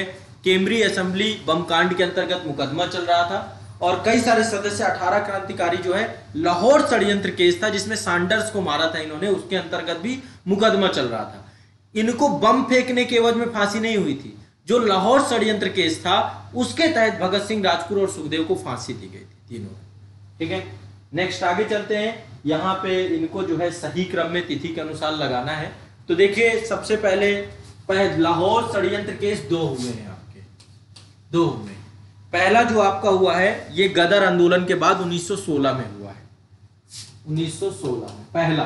दूसरा आपका 1900 ये जो भगत सिंह का मामला था, दूसरा षड्यंत्र केस, तो ये आपका वर्ष 1930 के टाइम पीरियड पे हुआ है। इसके बाद मेरठ मुकदमा हुआ है आपका। मेरठ मुकदमा जो आपका हुआ है ये आपका हुआ है 1925 में, 1925 में मेरठ षड्यंत्र केस हुआ है। इसके बाद कानपुर षड्यंत्र केस आपका, कानपुर षड्यंत्र केस 1924 में हुआ है, 1924 में। और ये भी आपका 1925 में काकोरी कांड हुआ है, ठीक है। अब आपको इस आधार पे क्रम से इसको लगा लेना है, कोई दिक्कत नहीं है, आसानी से इसको आप कर सकते हो, ठीक है। डेट वाइज आप इसको लगा लीजिए। नेक्स्ट है निम्नलिखित में से प्रसिद्ध चटगांव शस्त्रागार, इसके में किसने धावा भेजा था, तो इस पे एक पर्सन का नाम आता है, मास्टर दा बोलते हैं, सूर्य सेन। सूर्य सेन के द्वारा चटगांव वाले क्षेत्र में जो है जो शस्त्रागार था उस पे हथियारों को कब्जा किया जाता है, और काफी सारे लोग थे। अंग्रेजी सेना के विरुद्ध युद्ध की घोषणा कर दी जाती है। तो जहां पे अंग्रेजों के द्वारा बहुत सारे साजो सामान रखे गए थे युद्ध के, उन सभी को जो है इनके द्वारा उनको कब्जा कर लिया जाता है। नेक्स्ट यहाँ पे मैच द फॉलोइंग क्वेश्चन है कि भाई कौन किससे जुड़ा था, तो ये मैंने आपको बताया, अभिनव भारत से आप सभी जानते हैं, बीडी सावरकर जुड़े हुए हैं। अनुशीलन समिति जो आपकी है इससे अरविंद घोष जुड़े हुए हैं, ठीक है। और गदर पार्टी जो आपकी है, गदर पार्टी से लाला हरदयाल जुड़े हुए हैं, स्वराज्य पार्टी से चित्तरंजन दास, सीआर दास, ये जुड़े हुए हैं, ठीक है। नेक्स्ट आगे चलते हैं, अगला है आपका, यहाँ पे सूची दी गई है। चटगांव शस्त्रागार हमला, ये सूर्यसेन जुड़े हुए हैं इससे, ठीक है। गदर पार्टी लाला हरदयाल जुड़े हुए हैं। अब यहाँ पे एक है काकोरी कांड, काकोरी कांड से आपको पता है राम प्रसाद बिस्मिल जुड़े हुए हैं। और इसके बाद जो आपका तीसरा है कि लाहौर षड्यंत्र, यहाँ पे जतिन दास आपके इससे जुड़े हुए हैं, जतिन दास, ठीक है। लाहौर षड्यंत्र केस के अंतर्गत इनको गिरफ्तार किया गया था, और ये एकमात्र व्यक्ति थे जिन्होंने 63 दिन भूख हड़ताल की थी। इन्होंने अंग्रेजों का कुछ नहीं खाया था, और 13 सितंबर 1929 को वहीं पर इनकी मृत्यु हो गई थी जतिन दास। एक मूवी आप लोग जरूर देखिएगा, भगत सिंह के ऊपर बनी हुई है, अभी आप वो मूवी देखिए, आपको बिल्कुल मजा आ जाएगा, उसमें सारा पूरा हिस्ट्री ये सेगमेंट दिखाया गया। कभी ऐसी मूवी, एक फॉरगेटन हीरो सुभाष जरूर देखिएगा, कभी टाइम मिलता है तो, एग्जाम जैसे ही हो जाए उसके बाद रिलैक्स होकर के आप फॉरगेटन हीरो सुभाष देखिए कि नहीं देखी, नहीं देखी, क्या देखा आप लोगों ने, एक मूवी जरूर देखना आप, फॉरगेटन हीरो सुभाष, बहुत शानदार मूवी है, आपको लगेगा, मतलब वो कितने 3 घंटे की मूवी है। अभी मत देख लेना, अभी एग्जाम है, एग्जाम के टाइम पे, एग्जाम के बाद आप फॉरगेटन हीरो सुभाष और लीजेंड ऑफ भगत सिंह, और एक और देखिएगा द गांधी, हॉलीवुड ने वैसे बनाया इसको, गांधी जी के ऊपर, बहुत शानदार मूवी है। ये 3 मूवियां आप लोग को रिकमेंड कर रहा हूँ। एक और लिख लो, सरदार। सरदार बनाई गई देश के जो आज़ादी के टाइम पीरियड पे थी। अभी 3-4 ही बता रहा हूँ, बाकी फिर आपको और बताऊंगा। हर एक टॉपिक पे मूवियाँ बनी हुई हैं आज के टाइम पे। अभी पोन्नी सेल्वम आई हुई है, पोन्नी सेल्वम देखनी चाहिए लोगों को। अब ऐसी मूवी हम देख रहे हैं, ये पूरा चोल साम्राज्य के ऊपर बनी हुई है। सुंदर चोल और आपको पांड्य उस समय का षड्यंत्र और थोड़ा सा राजेंद्र चोल, पोन्नी सेल्वम मैंने बताया था राजराज चोल के बारे में बताया गया। तो अब ये कहानियां थोड़ा सा आप इतिहास से जुड़ी हुई हैं। जरूर देखो, इतिहास में बहुत सारा मिर्च मसाला डाल के इन कहानियों को बनाया गया, बट ओवरऑल ये आपको कम से कम सिनेमा, साहित्य, इंटरटेनमेंट, आप कुछ ऐसा करिए जो आपके सिलेबस से जुड़ा हुआ। ठीक है, ये वाली मतलब PS1 पहले देखना, फिर PS2 देखना। अभी मत देखना, एग्जाम के बाद देखना। अभी पता चला आप लोग देखने चले गए, बाद में मेरा जो है कह रहे हैं। हाँ, अमित जी को दिखाइए, अमित जी। और आप ये देखना, मैं क्या बोल रहा हूँ, द फॉरगेटन हीरो सुभाष। खुश हो जाओगे कि सर क्या मूवी बता दी। सुभाष चंद्र बोस, वो व्यक्तित्व और कैसे पूरा आपको फील होगा उस समय। मतलब मैं यदि सभी मूवियाँ अच्छी हैं जितनी मैंने आपको बताई। जब गांधी देखोगे, गांधी में भी हॉलीवुड वाली देखना। एक हिटलर टू गांधी है, एक विदेश के विभाजन में भी बनी हुई है, वायसराय।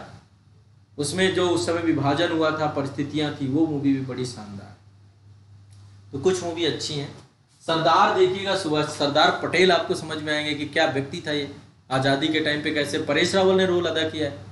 वही परेश रावल को हेरा फेरी में देखिए, जहाँ बाबूराव बना रहता है, वही परेश रावल आप सरदार में देखिए। तो कुछ बड़ी पर्सनालिटीज हैं, भी देखेंगे, ऐसी तो आपको फायदा होगा। सुभाष चंद्र बोस ने फॉरवर्ड ब्लॉक की स्थापना की। आपको पता है कि जब कांग्रेस पद से इस्तीफा दिया था तो 3 मई 1947 को इन्होंने अपनी नई पार्टी बना ली थी। ठीक है, फॉरवर्ड ब्लॉक। भगत सिंह ने हिंदुस्तान सोशलिस्ट रिपब्लिकन एसोसिएशन के संस्थापक सदस्यों में थे। बिल्कुल सही है। ठीक है, ये कब बना? 1928 में, फिरोज शाह कोटला में। तो इसके आपके दोनों कथन सही हो जाएंगे। ठीक है, नेक्स्ट है, निम्नलिखित में से किस क्रांतिकारी नेता ने कलकत्ता के क्रूर पुलिस कमिश्नर चार्ल्स टेगार्ड की हत्या करने का प्रयास किया? ठीक है, तो ये है गोपीनाथ साहा। ये थोड़ा सा कुछ ऐसे आ जाते हैं जो ऑलरेडी आपको नहीं पता है। देखिए, 12 जनवरी 1924 में कलकत्ता में जो है गोपीनाथ साहा के द्वारा एक भारतीय क्रांतिकारी नेता ने कलकत्ता के, ये उस समय कमिश्नर थे जिनका नाम था चार्ल्स टेगार्ड, इसको जो है इन्होंने हत्या करने का प्रयास किया, लेकिन असफल रहे। ये दुर्भाग्य से दूसरे को गोली लग गई। इनको गोली मारना चाहा तो अर्नेस्ट डे थे आपके, उनको गोली लग गई। वो अंग्रेज नागरिक थे, मतलब वहीं पे वो कोई अधिकारी नहीं था, उसको गोली लग गई और इसके बाद फिर ये जो है बच गया था। गोपीनाथ साहा का नाम इसमें आता है। नेक्स्ट, अगला बहुत इंपॉर्टेंट है, किस महिला क्रांतिकारी ने दीक्षांत समारोह में अपनी उपाधि डिग्री ग्रहण करते समय अंग्रेज गवर्नर को ही गोली चला दी? ठीक है, ये भी एक क्रांतिकारी थी 1932 में, बीना दास, बड़ा फेवरेट नाम है। फरवरी 1932 में बीना दास के द्वारा दीक्षांत समारोह की उपाधि के समय अपने नजदीक, बहुत नजदीक पहुंच गए और इन्होंने जो है निपटा दिया। नेक्स्ट है, लंदन में इंडियन होम रूल सोसाइटी की स्थापना किसने की? तो ये एक पर्सन है, श्याम जी कृष्ण वर्मा। इनका योगदान नहीं भूला जा सकता है। इन्होंने इंग्लैंड जाकर के भारत के लिए बहुत सारा काम किया, उन्हीं में से एक है आपके। ठीक है, लंदन में इंडियन होम रूल सोसाइटी की स्थापना की। गदर पार्टी किसने स्थापित की? तो गदर पार्टी की स्थापना करने वाले पर्सन आपके लाला हरदयाल। ठीक है, ये आपको पता है। ये इन्होंने कहाँ पे किया? अमेरिका में सैन फ्रांसिस्को में इन्होंने ये पार्टी बनाई और इन्होंने गदर नामक एक पत्र भी निकाला था।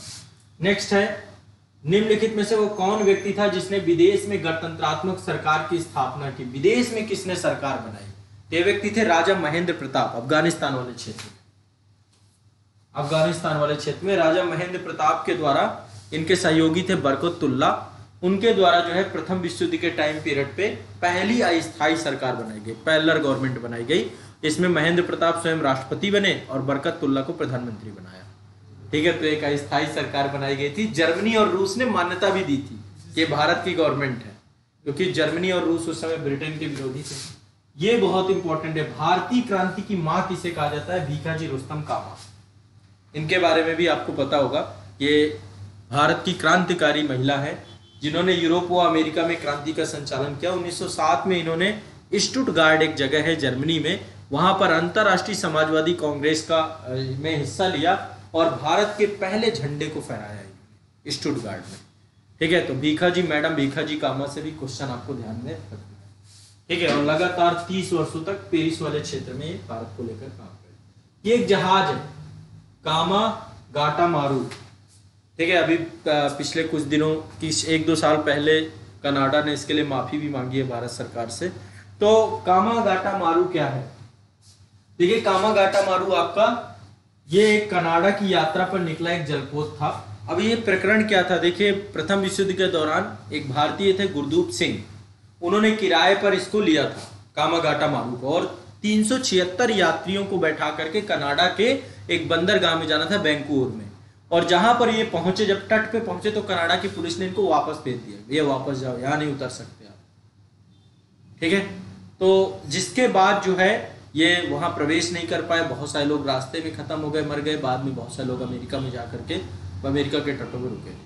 तो कामा गाटा मारू प्रकरण है, ध्यान रखिएगा, एक जहाज था जहां पे कनाडा की यात्रा पे भारत के लोग गए थे। नेक्स्ट है इंडिपेंडेंस लीग, इसकी स्थापना किसने की? तो रास बिहारी बोस।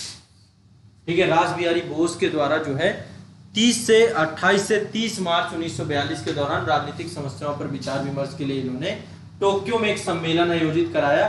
और यहाँ पर बाद में आपको पता है कि फिर आजाद हिंद फौज बनती है, यही आपको जाकर के आगे चल के 1943 में जब सुभाष पहुंचते हैं। नेक्स्ट है बंगाल विभाजन, इससे भी क्वेश्चन बहुत सारा आता है। बंगाल विभाजन आंदोलन का प्रारंभ किस तिथि को हुआ? अब देखो यहाँ पे 3-4 तिथियां लिखवा रहा हूँ, पहले तिथियां लिख लो। पहली तिथि लिख लेना 20 जुलाई की, 20 जुलाई। ये क्या है? ये किस चीज की तिथि है? 1905। बंगाल का देखो विभाजन किया गया था धार्मिक आधार पे और भाषाई आधार पे दोनों। ये वो डेट है 20 जुलाई जब निर्णय लिया गया था कि बंगाल का विभाजन कर देना है। ठीक है, फिर दूसरी तिथि है 7 अगस्त को। 7 अगस्त में कलकत्ता के टाउन हॉल में जो है भारत वालों ने कहा कि भैया बंगाल का विभाजन कर रहे हैं, हम स्वदेशी आंदोलन करेंगे। तो अगली डेट है 7 अगस्त की। 7 अगस्त की जब भारतीयों के द्वारा सुरेंद्रनाथ बनर्जी बड़े इसमें एक्टिव थे, उन्होंने इसका बहिष्कार करने की बात कही कि हम बहिष्कार कर देंगे बंगाल विभाजन का। ठीक है, तो अंग्रेजों ने एक ना सुनी, उन्होंने कहा कि ये सब क्या है, कुछ नहीं। इसके बाद कहते हैं 16 अक्टूबर को ये प्रभावी हो गया। प्रभावी हुआ कब? 16 अक्टूबर को। तो यहाँ पे पूछ रहा है कि किस दिन प्रारंभ करने की तिथि क्या थी? तो वो तो थी 20 जुलाई। ठीक है, 20 जुलाई आपकी प्रारंभ करने की तिथि थी। 7 अगस्त आपकी किस चीज की थी? 7 अगस्त थी स्वदेशी आंदोलन के प्रस्ताव की, कि स्वदेशी आंदोलन चलाया जाएगा। और 16 अक्टूबर क्या थी? ठीक है, नेक्स्ट है 16 अक्टूबर आपकी जिस दिन से प्रभावी हुआ बंगाल विभाजन, मतलब बंगाल विभाजन हो गया। ठीक है, धार्मिक और भाषाई आधार पे, क्योंकि बंगाल उस समय केंद्र बिंदु बनकर के उभर रहा था, तो इस कारण से पूरा का पूरा काम किया गया। ठीक है, निम्नलिखित में से किसने बंगाल के विभाजन 1905 के विरोध में आंदोलन का नेतृत्व किया? तो ये पर्सन भी थे आपके सुरेंद्रनाथ बनर्जी। ये पर्सन कौन थे? सुरेंद्रनाथ बनर्जी। ठीक है, लीडर कौन थे इसमें? सुरेंद्रनाथ बनर्जी। ठीक है, ये ध्यान रखना है। नेक्स्ट आगे चलते हैं। निम्नलिखित में से कौन से स्वदेशी आंदोलन का आलोचक था एवं पूर्व तथा पश्चात के मध्य एक बेहतर संबंध का समर्थक था? ठीक है, तो ये कौन थे? रविन्द्रनाथ टैगोर। स्वदेशी आंदोलन का इन्होंने विरोध किया था और ये चाहते थे कि पूरब और पश्चिम साथ में मिलकर रहे, लेकिन बाद में इनका भी भ्रम टूट गया और ये भी भारत के जो है बाद में नाइटहुड की उपाधि वापस करते हैं ना, जलियांवाला बाग हत्याकांड होता है, तो इन्होंने बाद में अपनी उपाधियां। ठीक है, नेक्स्ट है बंगाल में ब्रिटेन की वस्तुओं का बहिष्कार करने का सुझाव किसने दिया? कि सबसे मतलब कि स्वदेशी आंदोलन में कि जितनी भी विदेशी वस्तुएं सबका बहिष्कार करो, ये कृष्ण कुमार मित्र थे। ठीक है, इनके द्वारा ये कि बंगाल में जितनी भी, इन्होंने एक जो है पत्रिका लिखी थी संजीवनी, उस संजीवनी पत्रिका में इन्होंने बताया था कि भैया विदेशी वस्तुओं का बहिष्कार कर दो। नेक्स्ट है ब्रिटिश पत्रकार H.W. नेविंसन, ये किससे जुड़े हुए थे? तो बहुत सारे पत्रकार आपके जुड़े हुए थे, जिसमें से H.W. नेविंसन आपके स्वदेशी आंदोलन से जुड़े हुए। आगे मैं लुई फिशर और बेब मिरल और फिर गांधी जी के साथ भी एक पत्रकार था, उनके नाम भी बताऊंगा। ठीक है, नेक्स्ट है दादा भाई नौरोजी आमतौर पर किस नाम से जाने जाते हैं? तो इनको हम क्या बोलते हैं? Grand old man of India, दादा भाई नौरोजी। ठीक है, गरम दल और नरम दल के रूप में भारतीय राष्ट्रीय कांग्रेस का विभाजन किस अधिवेशन में हुआ? तो अधिवेशन था आपका सूरत अधिवेशन। ठीक है, अच्छा एक चीज और यहाँ पे आपको ध्यान रखना है, दादा भाई नौरोजी के बारे में आप शायद जानते हो, ये इंग्लैंड गए, चुनाव लड़े और इंग्लैंड की संसद में भी बैठे, पता है कि नहीं? ये पहले भारतीय थे जो लिबरल पार्टी के तरफ से फिन्सबरी ब्रिटेन में एक जगह वहां से चुनाव लड़े थे और ब्रिटिश संसद के सदस्य चुने गए। ब्रिटिश पार्लियामेंट के अंदर बैठने वाले पहले भारतीय दादा भाई नौरोजी, ठीक है। बकायदा इंग्लैंड में चुनाव जीत के आए थे और वहीं पे संसद में बैठे और 3 बार ये भारतीय राष्ट्रीय कांग्रेस के अध्यक्ष रहे। एक तो दूसरा अधिवेशन 1886 के अध्यक्ष रहे, इसके बाद 1893 और 1906, इन 3 पे अध्यक्ष रहे आपके, ठीक है, ये दिमाग में रखिएगा। नेक्स्ट अगला है गरम दल और सूरत का फूट हुआ था 1907 का अधिवेशन था। वैसे फूट तो 6 में ही पड़ जाती, लेकिन 6 में बच गए, 7 में जो है आपका स्थिति खराब हो गई। नेक्स्ट है निम्नलिखित में से किसने ऑल इंडिया मुस्लिम लीग की स्थापना की? तो ये भी एक बड़ा कठिन क्वेश्चन है कि भैया किसने बनाया इसको। ये तो नवाब थे, नवाब सलीमुल्लाह खान बांग्लादेश में थे आपके। तो अक्टूबर 1906 में आगा खां एक पर्सन थे, इनके ही जो है मंत्री थे, उनके नेतृत्व में मुसलमानों को शिमला में एक प्रतिनिधि मंडल बुलाया गया और वहीं पर बोला गया कि भाई मुसलमानों के लिए भी एक संस्था होनी चाहिए। तो मुस्लिम लीग बनाई गई कि मुसलमानों के हितों का संरक्षण हो सके, कुछ भी हो सके। तो ढाका में एक अखिल भारतीय मुस्लिम शैक्षणिक सम्मेलन बनाया गया और दिसंबर 1906 के दौरान इसी के आगा खां को पहला अध्यक्ष बनाया गया और नवाब सलीमुल्लाह खां के नेतृत्व में आपका ऑल इंडिया मुस्लिम लीग की स्थापना की गई, ठीक है, ध्यान रखिएगा। सलीमुल्लाह खां थे, आगा खां थे, मोहसिन उल मुल्क थे, ठीक है, ये सब आपके नाम आते हैं। माल्य मिंटो कब आया? 1909 में आया, ठीक है। पृथक निर्वाचक मंडल की व्यवस्था इसी के तहत की गई। अंग्रेजों ने फूट डालो राज करो की नीति को यहाँ पे। ब्रिटिश काल में दिल्ली के पहले भारत की राजधानी कहाँ पर थी? तो ब्रिटिश काल में पहले राजधानी आपकी पटना में नहीं थी, कलकत्ता में थी। हर चीज पटना में थी, कलकत्ता में कहाँ थी? पटना भारत की सबसे पहली राजधानी है, मगध साम्राज्य की राजधानी है, राजगीर और पटना, ठीक है। लेकिन ब्रिटिश काल में पहले राजधानी यहाँ थी। और यहाँ पे आपको पता होगा फिर इसके बाद जॉर्ज पंचम आए थे भारत 12 दिसंबर 1911 को। जब जॉर्ज पंचम भारत आए 12 दिसंबर 1911 को, तो राजधानी परिवर्तित कर दी। राजधानी कलकत्ता से कहां ले आए? दिल्ली, क्योंकि ये कलकत्ता गढ़ बन रहा था राष्ट्रवादी आंदोलन का, तो इस कारण से सुरक्षा और बहुत सारी कारण से तो दिल्ली राजधानी 1912 में बन गई भाई। 1912 में दिल्ली राजधानी, बिहार को भी बंगाल वंगाल से अलग कर देते हैं। नेक्स्ट है दिल्ली में उनके राजकीय प्रवेश के अवसर पर बम फेंका। तो जब ये राजधानी परिवर्तन करा रहे थे, तो राजधानी परिवर्तन के समय पे इस समय जो वायसराय थे लॉर्ड हार्डिंग, तो लॉर्ड हार्डिंग के ऊपर बम फेंक दिया गया दिल्ली में। राजधानी परिवर्तन आ रहे थे दिल्ली, तो बम फेंक करके इनका स्वागत किया गया। तो इनका नाम है लॉर्ड हार्डिंग, ठीक है, ये भी ध्यान रखिएगा। चांदनी चौक में बम फेंका गया।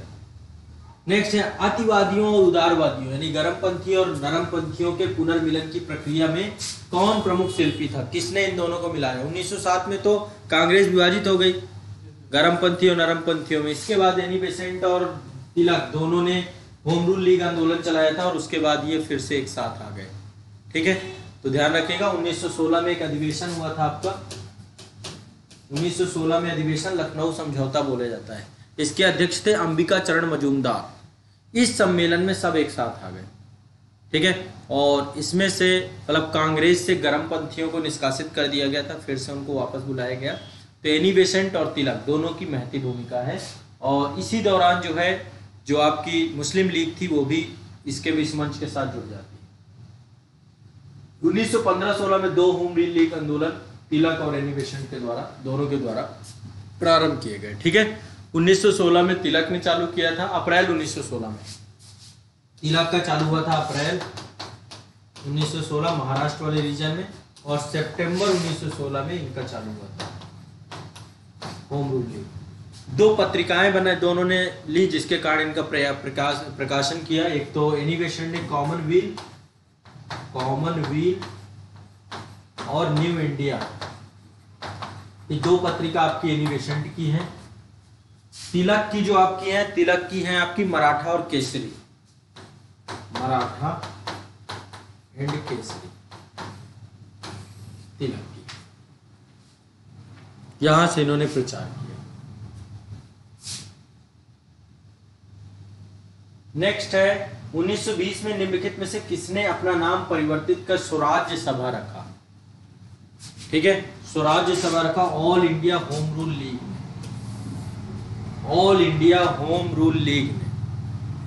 ठीक है, तो home rule league, home rule आंदोलन जो Akhil Bharatiya home rule league और एक राष्ट्रीय राजनीतिक संगठन के तौर पे ये जो है आपका, इसमें स्वराज्य सभा बाद में इन्होंने अपना नाम रखा। नेक्स्ट है गांधी जी। गांधी जी ने दक्षिण अफ्रीका में रह करके कौन सा पत्र निकाला? तो इसका नाम था इंडियन ओपिनियन, दक्षिण अफ्रीका में। ठीक है, इंडियन ओपिनियन, और ये आपका गुजराती, हिंदी, तमिल, अंग्रेजी सब में बनता था। 1904 में गांधी जी ने डरबन में फिनिक्स फॉर्म की भी स्थापना की, फिनिक्स फॉर्म। कब? 1904। नेक्स्ट है गांधी जी कितने साल रहे अफ्रीका में? बताए भाई, कितने साल रहे? कब गए थे यहां से?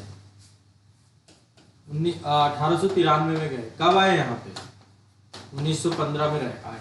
कितना गैप रहा दोनों का? 24 साल की उम्र में चले गए थे। एक मुकदमा था दादा अब्दुल्ला का, तो दादा अब्दुल्ला का मुकदमा लड़ने अफ्रीका के डरबन गए थे और फिर लौटे कब? आपके जनवरी 1915 में। प्रवासी भारतीय दिवस मनाया जाता है। 21 साल रहे गांधी वहां पे, लगभग 21 साल गांधी वहां पर रहे। तो आंसर इसका 21 साल। क्लियर, स्पष्ट है? अफ्रीका के किस रेलवे स्टेशन पर गांधी जी को ट्रेन से फेंका गया था? तो दक्षिण अफ्रीका में आपको पता है कि नस्ल भेदभाव था, गोरा काला। ठीक है, तो ट्रेन की प्रथम श्रेणी का टिकट इन्होंने खरीद लिया, वकील आदमी, पैसा था, तो फर्स्ट प्रथम श्रेणी में चल रहे थे। लेकिन फिर इनको सामान्य श्रेणी में स्थानांतरित किया गया। फिर सामान्य श्रेणी में इन्होंने प्रतिरोध कर दिया। गांधी मूवी देखना, उसमें पूरा सीन का फिल्मांकन शुरू यहीं से होती है मूवी कि गांधी एक तो जब विरोध किया तो वहीं से एक मोहनदास, एक लड़का गांधी बन जाता है। यदि फेंकते नहीं तो शायद ये गांधी बनता नहीं। ठीक है, तो ये जगह है पीटर मार्टिसबर्ग, इसमें भी प्रधानमंत्री नरेंद्र मोदी भी गए थे। तो पीटर मार्टिसबर्ग रेलवे स्टेशन था, वहां गांधी जी को ट्रेन से फेंक दिया गया, दक्षिण अफ्रीका में। ठीक है, नेक्स्ट है महात्मा गांधी के राजनीतिक जीवन में निम्नलिखित घटनाओं का कालानुक्रम क्या है? मतलब ये कालानुक्रम से भी क्वेश्चन पूछता है। तो सबसे पहले तो चंपारण हुआ 1917 में। अहमदाबाद कब हुआ आपका? 1918 में, फरवरी मार्च में 1918 में हुआ, फरवरी मार्च। ठीक है, फिर खेड़ा भी आपका मार्च में हुआ, ये 22 मार्च को हुआ 1918 में। और असहयोग आंदोलन आपका 20 से 22 तक चला है, अगस्त 1920 से 22 तक ये आपका असहयोग चला है। ठीक है, तो क्रम से लगा लो क्या। ये फरवरी में है आपका, अहमदाबाद पहले हुआ है और फिर खेड़ा, चंपारण, अहमदाबाद, खेड़ा, असहयोग, चाका, ये क्रम है। महात्मा गांधी भारत का पहला सत्याग्रह कौन सा था? महात्मा गांधी का पहला सत्याग्रह कौन सा था? चंपारण। गांधी सबसे पहले दक्षिण अफ्रीका से 1915 में लौटे। लौटने के बाद पहला प्रथम सत्याग्रह बिहार के चंपारण से चालू किया 1917 में। ठीक है, और लखनऊ में गांधी जी से एक पर्सन थे जिनका नाम था, क्या नाम था? राजकुमार शुक्ल। लखनऊ में एक अधिवेशन था, गांधी जी वहाँ गए थे और वहीं पे राजकुमार शुक्ल मिले गांधी जी से। और गांधी जी से मिलने के बाद उन्होंने कहा कि प्रभु हमारी हालत खराब है, किसानों ने एक अनुबंध कर रखा है, 3 कठिया प्रणाली, मानते नहीं है, नील की खेती जबरदस्ती करा रहे हैं, कह रहे 3/20वें भाग में नील की खेती करो, हमारी हालत खराब है, हमें बचाओ। तो गांधी पे पहुंच गए। ठीक है, तो ये आपको अनुबंध से और लगान, अनुबंध से मुक्त करने के लिए कि भैया ये 3 कठिया प्रथा को खत्म किया जाए और जबरदस्ती इनसे टैक्स ना वसूला किया जाए। तो किसानों के उत्पीड़न से विरोध में महात्मा गांधी ने, यहीं से गांधी ने अपना शुरुआत किया भारत में। नेक्स्ट है में गांधी का पहला सत्याग्रह हो गया। स्वाधीनता के दौरान गांधी जी के करीबी अंग्रेज मित्र कौन थे? ये क्वेश्चन आपका इंपॉर्टेंट है, पूछा जाता है कई बार। इनका नाम था रेवरेंड चार्ली एंड्रयूज। आप देखना इनके बारे में जो है उस मूवी में दिखाया गया है। दीन बंधु एंड्रयूज भी इनका नाम रहता है। ठीक है, और ये सेंट स्टीफेंस कॉलेज जो है अब दिल्ली में, वहाँ पर ये टीचर भी थे, सेंट स्टीफेंस में इन्होंने पढ़ाया भी था।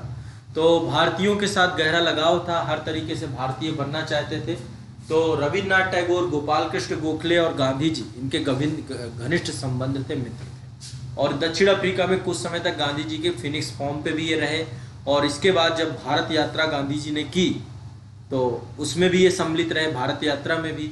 और कहते हैं कि जिस तरीके से गरीबों के प्रति ये चिंतित रहते थे, तो गांधी जी ने इनका नाम दीन बंधु एंड्रयूज कर दिया कि तुम गरीबों को बहुत ज़्यादा सोचते हो, तो वहीं से इनका नाम दीन बंधु एंड्रयूज हो गया। 1925 से 1927 में जो है ऑल इंडिया ट्रेड यूनियन के अध्यक्ष भी रहे दीन बंधु एंड्रयूज। और इसके बाद गोलमेज सम्मेलन में भी भाग लेने के लिए गांधी जी के साथ गए थे लंदन 1932 में। तो गांधी जी के परम सहयोगी है चार्ली एंड्रयूज। ठीक है, क्वेश्चन पूछ लेगा तो आप फिर ब्लैंक हो जाओगे, ध्यान रखना, पूछा जा चुका है ऑलरेडी। गांधी जी के चंपारण सत्याग्रह का विरोध किसने किया? तो विरोध करने वाले लोग भी थे, एनजी रंगा साहब थे। ठीक है, रविन्द्रनाथ टैगोर के दौरान ही इनको क्या किया गया था, महात्मा की उपाधि मिली थी, एनजी रंगा साहब ने इसका विरोध किया। ठीक है, नेक्स्ट है अखिल भारतीय किसान सम्मेलन के सत्र की अध्यक्षता किसने की? अखिल भारतीय किसान आंदोलन की, इनका नाम है स्वामी सहजानंद सरस्वती, ये नाम भी याद रखेगा। अप्रैल 1936 में लखनऊ में अखिल भारतीय कांग्रेस के अध्यक्ष की स्थापना की, जिसका नाम अखिल भारतीय किसान सभा कर दिया गया। ठीक है, और बिहार प्रांतीय किसान सभा के संस्थापक थे स्वामी सहजानंद सरस्वती, इनके अध्यक्ष थे। और आंध्र प्रदेश में किसान आंदोलन के अगुआ थे, कृषि क्षेत्र की समस्याओं से जुड़े हुए थे। एनजी रंगा को महासचिव चुना गया था, लेकिन एनजी रंगा ने बाद में इसका जो है एनजी रंगा इसी से जुड़े हुए थे, किसान आंदोलन से। तो सहजानंद सरस्वती को अध्यक्ष बनाया गया था किसान आंदोलन का। नेक्स्ट है वल्लभ भाई पटेल को सरदार की उपाधि कहाँ मिली? तो वल्लभ भाई पटेल के टाइम पीरियड पे किसान आंदोलन हुआ था, बारदोली सत्याग्रह। ठीक है, और गांधी जी भी इसमें जुड़े हुए थे। कहते हैं कि वहां की बारदोली की जो महिलाएं थी, उनके जो है ओर से, उनकी ओर से गांधी जी के द्वारा सरदार कहा गया इनको। ठीक है, तो गांधी जी ने दी थी। ठीक है, गांधी जी ने दी थी, लेकिन बारदोली की महिलाओं के बस, यदि कहीं बारदोली की महिलाओं, हाँ, उनके द्वारा, गांधी जी के द्वारा इनको सरदार बोला गया। ठीक है, नेक्स्ट है भारत ट्रेड यूनियन के पहले अध्यक्ष थे। तो ट्रेड यूनियन के पहले अध्यक्ष लाला लाजपत राय थे। ठीक है, अखिल भारतीय ट्रेड यूनियन कांग्रेस की स्थापना 1920 में की गई थी। 31 अक्टूबर 1920 को इसकी स्थापना की गई। 31 अक्टूबर 1920 को बंबई में स्थापना की गई थी। आपको पता है ILO बना था, अंतर्राष्ट्रीय श्रम संगठन जो है, वो बना था 1919 में, और श्रमिकों को एकजुट करने के लिए, उनकी समस्याओं का समाधान करने के लिए ये संस्था बनाई गई। नेक्स्ट है भारतीय स्वतंत्रता संग्राम के दौरान रॉलेट एक्ट किस कारण से सार्वजनिक रोष उत्पन्न किया गया? ठीक है, रॉलेट एक्ट ने किस कारण से सार्वजनिक रोष उत्पन्न किया? तो आपको पता होगा कि रॉलेट एक्ट में क्या हुआ था, बोला गया कोई कानून नहीं, कोई वकील नहीं, कोई जलील नहीं, कुछ नहीं कर सकते, ना कोई दलील, ना कोई कानून, कुछ भी नहीं, किसी को पकड़ के कभी भी उठा के जेल में डाल देंगे। ठीक है, तो ये आपका रॉलेट एक्ट, काला कानून, क्योंकि क्रांतिकारी गतिविधियां बहुत तेजी से बढ़ रही थी। तो 1917 में जो है एक पर्सन थे सर सिडनी रॉलेट, वो न्यायाधीश रहे, उनकी अध्यक्षता में एक समिति बनाई गई। इन्होंने कहा भैया भारत के आतंकवाद को खत्म करना है, उग्रवाद को खत्म करना है, तो एक प्रभावकारी योजना बनाई। 1919 में इन्होंने रॉलेट एक्ट पारित किया, जिसके तहत बोला गया कि जब चाहें किसी को उठा के जेल में डाल देंगे, ना तो कोई मुकदमा चलेगा, सरकार जब चाहे तब तक वो चल सकता है, ना कोई वकील रहेगा, ना कोई अपील रहेगी, ना कोई दलील रहेगी, सरकार की चलेगी। फिर इसका विरोध हुआ, जलियांवाला बाग हत्याकांड इसी के दौरान पे। ठीक है, आपको पता होगा कि फिर जो है सतपाल सिंह और कई सारे लोग जो है इसमें जुड़ गए जलियांवाले क्षेत्र में। तो 13 अप्रैल 1919 को जो है ये कांड हो गया, हत्याकांड हो गया, जलियांवाला बाग हत्याकांड। कौन जिम्मेदार था इसमें? General O'Dwyer. इसको मारा किसने? उधम सिंह के द्वारा। मार्च 1940 में पंजाब के क्रांतिकारी उधम सिंह के द्वारा नरसंहार का बदला लिया गया, और लेफ्टिनेंट गवर्नर को, माइकल ओडायर को, वो जनरल डायर नहीं था, ये माइकल ओडायर था जो उस समय पंजाब का लेफ्टिनेंट गवर्नर था, उसको मारा था इसने। ठीक है, बाद में मृत्युदंड दे दिया गया था उधम सिंह को। ये आपके खिलाफत आंदोलन किसने प्रारंभ किया था? पता है, खलीफा एक पद होता था टर्की वाले क्षेत्र में। प्रथम विश्व युद्ध में टर्की हार गया, उसके ऊपर बहुत सारी सेब्रे की संधि लाद दी गई, और सेब्रे की संधि के दौरान जो है उसके ऊपर एक क्या हुआ, खलीफा को जो है कि मुसलमान खिलाफत का मतलब ये मुसलमानों के एक धार्मिक गुरु के तौर पे थे। जब खिलाफत समाप्त हुई तो भारत या विश्व के विभिन्न क्षेत्रों में इसको लेकर मूवमेंट चालू हो गया। तो इसका उद्देश्य था कि भैया तुर्की में खलीफा का पद फिर से स्टैब्लिश कर दिया जाए। तो इसके लिए एक कमेटी बनाई गई, शौकत अली, मोहम्मद अली और अबुल कलाम आज़ाद। ठीक है, तो इसमें शौकत अली और मोहम्मद अली और अबुल कलाम आज़ाद, इन 3 लोगों का नाम आपका आता है। ठीक है, बट मुख्य नाम जो इसको स्टार्ट करने का शौकत अली और मोहम्मद अली का आता है। क्लियर है? खिलाफत आंदोलन प्रारंभ करने में ये 2 लोग फेमस थे। निम्नलिखित में से किसने 1920 में नागपुर में भारतीय राष्ट्रीय कांग्रेस के अधिवेशन में असहयोग के प्रस्ताव को पारित किया? असहयोग के प्रस्ताव को किसने पारित किया? ये थे आपके वीसी पाल। ठीक है, 1920 में आपका भारतीय राष्ट्रीय कांग्रेस का अधिवेशन हुआ था। महात्मा गांधी के द्वारा असहयोग के प्रस्ताव को प्रस्तावित किया गया था। CR दास, चितरंजन दास ने पहले इसका विरोध किया। इसके बाद फिर दिसंबर 1920 में नागपुर में फिर से एक वार्षिक सम्मेलन हुआ। इसमें जो है आपका CR दास के द्वारा ही इसको क्या कर दिया गया था, जो है फिर से वो किया गया था। ठीक है, तो इसके बारे में रुकिए, यहाँ पे इसका सही आंसर होगा CR दास। मतलब CR दास ने ही क्या किया, पहले इसको रिजेक्ट किया, बाद में इसको एक्सेप्ट किया। ठीक है, दिसंबर वाला जो सम्मेलन नागपुर का हुआ था वहां पे इसको, सितंबर वाले में इसको रिजेक्ट किया था, सितंबर 1920 में रिजेक्ट और दिसंबर 1920 में एक्सेप्ट कर लिया। ठीक है, तो ये आपका असहयोग आंदोलन को लेकर के क्वेश्चन। नेक्स्ट है, दिल्ली में 24 फरवरी 1922 को आयोजित अखिल भारतीय कांग्रेस समिति की बैठक में असहयोग आंदोलन वापस लेने के विरुद्ध गांधी जी का निंदा प्रस्ताव किसके द्वारा प्रस्तुत किया गया? तो ये है डी मुंजे, डॉक्टर मुंजे के द्वारा, डॉक्टर मुंजे के द्वारा, डी मुंजे के द्वारा। ठीक है, अब देखिए सबसे पहली बात, असहयोग आंदोलन कब प्रारंभ हुआ? 1 अगस्त 1920 को। ये डेट याद रखिएगा, कब हुआ?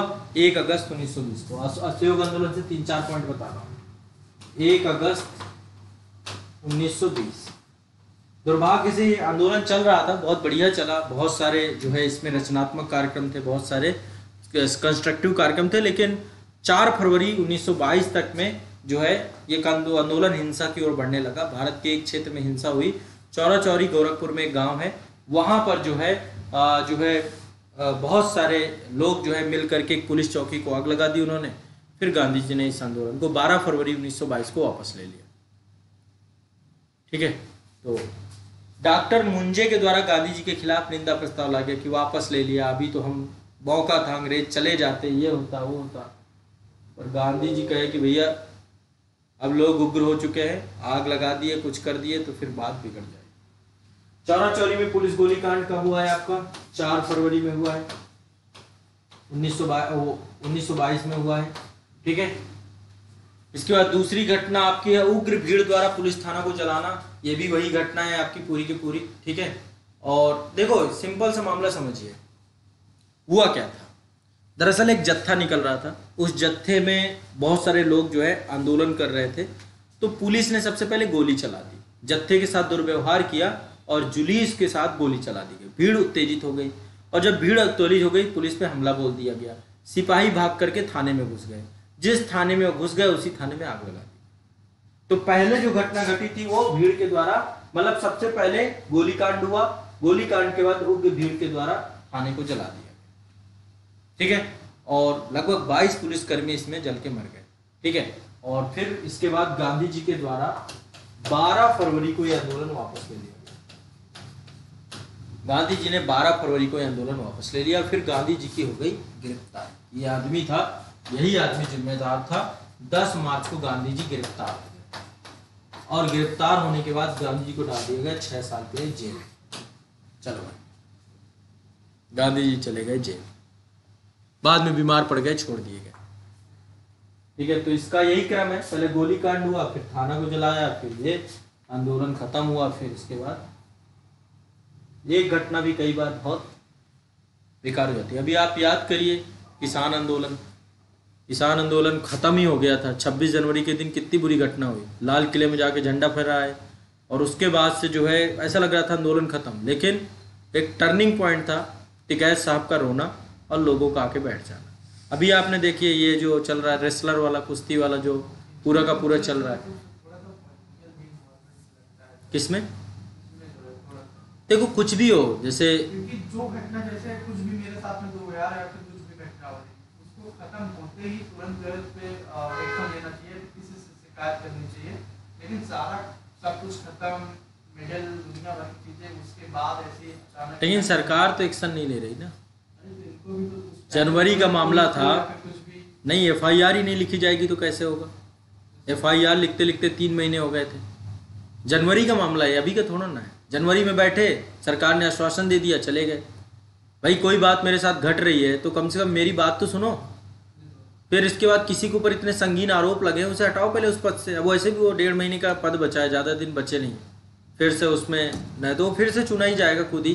तो जहाँ तक ये गलत है इसमें, मतलब पॉलिटिकल तो बाद में बन जाती हैं चीज़ें, सब मुद्दे को उठाते हैं बाद। कुछ स्टूडेंट सपोर्ट करने आ रहे हैं कि उनके अलग ही नारे चल रहे हैं, आज़ादी वाले नारे चल रहे हैं, उनकी कल के वीडियो से न्यूज़ देख रहे हैं। हाँ, उस पर बाद में बात करेंगे। चलिए, स्वराज्य पार्टी का गठन की असफलता, ठीक है। असहयोग आंदोलन जब असफल हो गया तो स्वराज्य पार्टी गठित कर दी गई, ठीक है। किसके द्वारा गठित की गई? CR दास और मोतीलाल नेहरू के द्वारा। कब गठित की गई? 1923 में। 1923 में आपकी गठित की गई, ठीक, क्लियर है। इसके अध्यक्ष बन गए।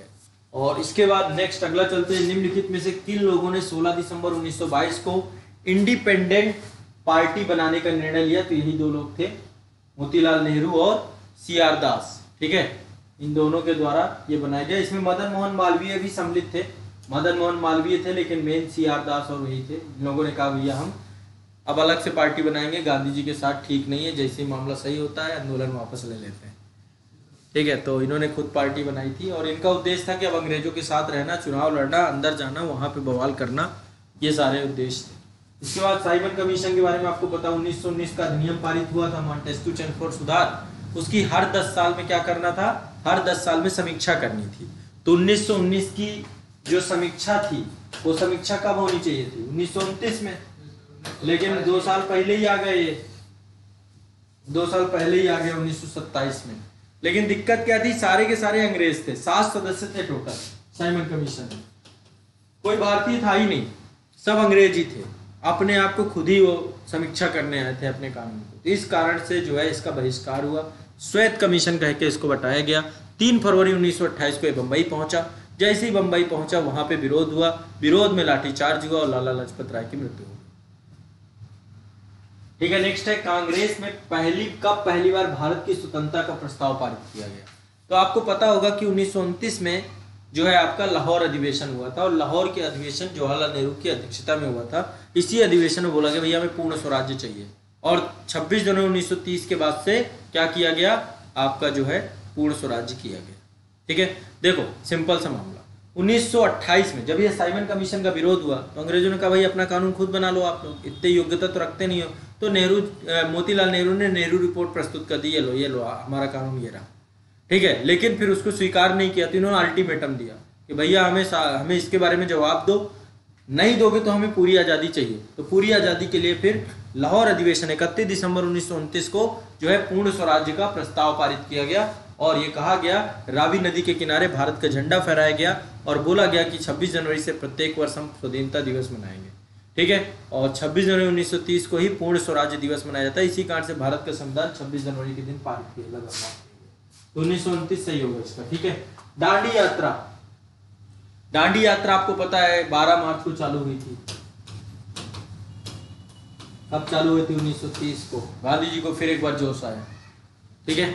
और 12 मार्च 1930 को गांधी जी ने दांडी मार्च प्रारंभ किया और साबरमती आश्रम से उन्होंने लगभग जो है 24 दिनों लंबी यात्रा की। 6 अप्रैल को पहुंचे, 6 अप्रैल 1930 तक की यात्रा की, टोटल 24 दिन की यात्रा। बोला भाई अंग्रेज बहुत गड़बड़ कानून बना रहे हैं, हम इनकी सविनय अवज्ञा करेंगे, इन कानूनों को नहीं मानेंगे। सबसे पहले नमक का कानून तोड़ा गया, ठीक है। तो नमक का कानून दांडी पहुंच करके गांधी जी ने तोड़ दिया। इसके अलावा बाकी लोगों ने भी दूर दूर तक गए, जैसे तमिलनाडु में चक्रवर्ती राजगोपालाचारी थे, वो बोले हम भी तोड़ेंगे नमक का कानून। तो तमिलनाडु में उन्होंने लीड किया। तो कई जगहों पे आंदोलन हुआ था आपका, ठीक है। वहां पे तिरुचिरापल्ली तक गए थे, नमक यात्रा हुई थी। तो हर जगह नमक यात्राएं चालू होनी है, गांधी जी का टाइम है। क्लियर है, स्पष्ट है दांडी मार्च, ठीक। आगे चलते हैं नेक्स्ट। गांधी इरविन समझौता हुआ था, बाद में सविनय अवज्ञा आंदोलन चालू हो गया। अंग्रेजों के हाथ पांव फूलने लगे, उन्होंने बोला जल्दी से जल्दी इसको सुलझाओ मैटर को। तो सुलझाने के चक्कर में इन्होंने क्या किया, उस समय लॉर्ड इरविन थे, तो गांधी जी ने फरवरी 1931 में इरविन के साथ एक क्या कर दिया, एक समझौता में हस्ताक्षर कर दिया। ठीक है, 8 बार, लगभग 15 दिनों में 8 बार ये वार्ता हुई। 5 मार्च को ये समझौता लागू हो गया। 5 मार्च 1931, 5 मार्च 1931 को समझौता बना दिया गया और उसमें लिख दिया गया भैया कांग्रेस क्या करेगी, सबने अवज्ञा आंदोलन खत्म कर देगी। गांधी जी क्या करेंगे, द्वितीय गोलमेज सम्मेलन में सम्मिलित होंगे। हम क्या करेंगे, जितने लोगों पे हमने चार्जेस लगाए हैं, केस लगाए हैं, उन सबको रिहा कर देंगे। इसी में बात थी कि भाई इसी में भगत सिंह की फांसी को भी माफ करवाना चाहिए था, लेकिन वो गांधी जी असफल रहे। नेक्स्ट है, निम्नलिखित में से किसने भारतीय राष्ट्रीय कांग्रेस के कराची अधिवेशन का सभापतित्व किया, तो ये मैंने आपको बताया, वल्लभ भाई पटेल है। कराची अधिवेशन, और ये किस लिए था, गांधी इरविन समझौते को ही दिल्ली समझौता कहा जाता है, इसी को क्या करना था, मंजूरी देना था। तो 31 मार्च 1931 तक ये आपका कराची अधिवेशन हुआ था। 26 से 31 मार्च 1931 को यह अधिवेशन हुआ था वल्लभ भाई पटेल की। इसमें पहली बार फंडामेंटल राइट के बारे में बात की गई कि भैया हमें मौलिक अधिकार चाहिए, हमें हमारा खुद का संविधान चाहिए, मौलिक अधिकार चाहिए। इसी में गांधी जी ने कहा था गांधी मर सकता है पर गांधीवाद नहीं मर सकता, मेरी विचारधारा नहीं मार सकते। पहली बार पूर्ण स्वराज्य को भी कांग्रेस ने परिभाषित किया था, बताया था कि भाई पूर्ण स्वराज्य क्या होता है। तो कराची अधिवेशन गांधी इरविन समझौते के लिए था। नेक्स्ट है, निम्नलिखित में से किस भारतीय नेता ने लंदन में प्रथम गोलमेज कॉन्फ्रेंस में भाग लिया। ठीक है, तो प्रथम नेता कौन थे आपके, मौलाना मोहम्मद अली। ये प्रथम गोलमेज सम्मेलन में जुड़े थे आपके। ठीक है, और प्रथम 3 गोलमेज सम्मेलन हुए हैं। दूसरे गोलमेज सम्मेलन में गांधी जी भी गए। ठीक है, गांधी जी भी दूसरे गोलमेज सम्मेलन में गए हैं, किंग्सले हॉल में जाकर रुके थे, राजपूताना जहाज से यहाँ से गए थे। ठीक है, दूसरा गोलमेज सम्मेलन 1931 में हुआ है। 3 हुए हैं, देखिए, पहला 30, दूसरा 1930, दूसरा 1931 और तीसरा 32। ध्यान रखना, गांधी इसमें गए, कांग्रेस केवल इसमें गई, बाकी BR अम्बेडकर तीनों में सम्मिलित हुए हैं। ठीक है, तो किंग्सले हॉल पे जो है गांधी जो है SS राजपूताना जहाज था, वहां उसी जहाज से लंदन गए थे और वापस आए थे किंग्सले हॉल पे, वहीं पे रुके गए थे लंदन। निम्नलिखित गोलमेज सम्मेलनों में से किसका प्रतिनिधित्व भारतीय राष्ट्रीय कांग्रेस के द्वारा किया गया।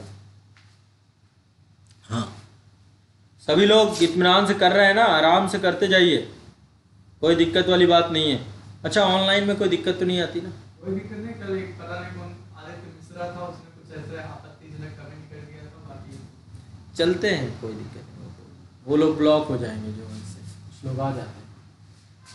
निम्नलिखित गोलमेज सम्मेलन में निम्नलिखित में किसका प्रतिनिधित्व भारतीय राष्ट्रीय कांग्रेस ने किया था। तो देखिए यहाँ पे ध्यान रखना है, द्वितीय गोलमेज सम्मेलन मैंने आपको बताया, इसमें गांधी जी हुए थे कांग्रेस के प्रतिनिधि के तौर पर। ये एक आपका 1932 के बाद आपका कम्युनल अवार्ड की घोषणा हुई, रैमजे मैकडोनाल्ड ने किया। किसने किया? रैमजे मैकडोनाल्ड ने। ठीक है, विभिन्न संप्रदाय और दलित वर्गों के लिए पृथक निर्वाचक मंडल की बात कही इसने, वही पृथक निर्वाचक मंडल बनेगा। 16 अगस्त 1932 को 16 अगस्त 1932 को रैमजे मैकडोनाल्ड के द्वारा सांप्रदायिक निर्णय दिया गया, सांप्रदायिक पंचायत की बात। गांधी जी ने पहला आमरण अनशन कब प्रारंभ किया?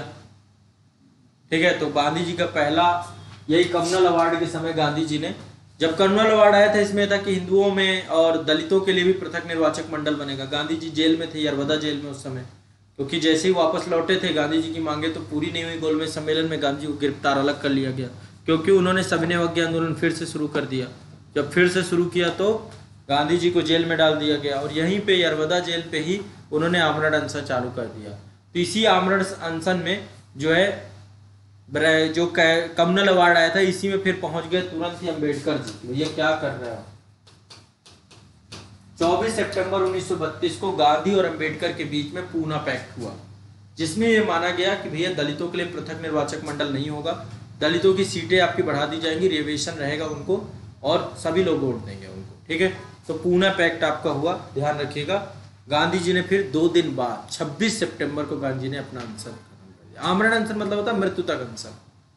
ठीक है, तो पहला आमरण अनशन क्लियर हो गया। गांधी जी का कब हुआ? ठीक, अगला चलते हैं। कांग्रेस सोशलिस्ट पार्टी की पहली बैठक कहां पे हुई? कांग्रेस सोशलिस्ट पार्टी की पहली बैठक कहां पे हुई? पटना।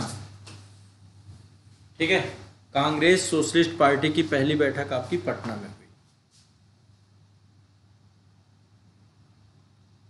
नेक्स्ट अगला है, निम्नलिखित में से कौन कांग्रेस समाजवादी दल का नेता था? मतलब कांग्रेस समाजवादी दल, यही कांग्रेस सोशलिस्ट पार्टी को ही समाजवादी दल कहते हैं। देखो इसकी स्थापना हुई थी 1934 में। इसके नेता का नाम है, इसमें दो लोग थे संस्थापक, जयप्रकाश नारायण और दूसरे आचार्य नरेंद्र देव। आचार्य नरेंद्र देव एंड जयप्रकाश जेपी थे, दो लोगों ने मिलकर के इसको बनाया था और इससे कई सारे लोग जुड़े हुए थे। राम मनोहर लोहिया का नाम आपने सुना होगा, इसी से जुड़े हुए थे समाजवादी पार्टी से। इसके अलावा पुरुषोत्तम दास हैं, यूसुफ मेहर अली हैं, गंगा शरण सिंह हैं, कमला देवी चट्टोपाध्याय हैं, अशोक मेहता है, ये सारे लोग इससे जुड़े हुए थे। तो इसमें आचार्य नरेंद्र देव और जेपी दो फाउंडर थे कांग्रेस समाजवादी दल के। 1934 में बना था, ध्यान रखिएगा इसको लेकर के क्वेश्चन पूछता है। 1937 में विधानसभा चुनाव हुए थे और नेशनल कांग्रेस को किन किन प्रांतों में पूर्ण बहुमत प्राप्त हुआ था? देखो एक चीज ध्यान रखिएगा, 1935 का भारत शासन अधिनियम आया, उसके तहत चुनाव कराए गए भारत में। चुनाव कराने पे 5 प्रांतों में स्पष्ट बहुमत, जहां पूरा बहुमत। एक तो मद्रास था, ठीक है, मद्रास के अलावा 5 प्रांतों में पूरा मिला है। मद्रास, बिहार, मध्य प्रांत, बिहार,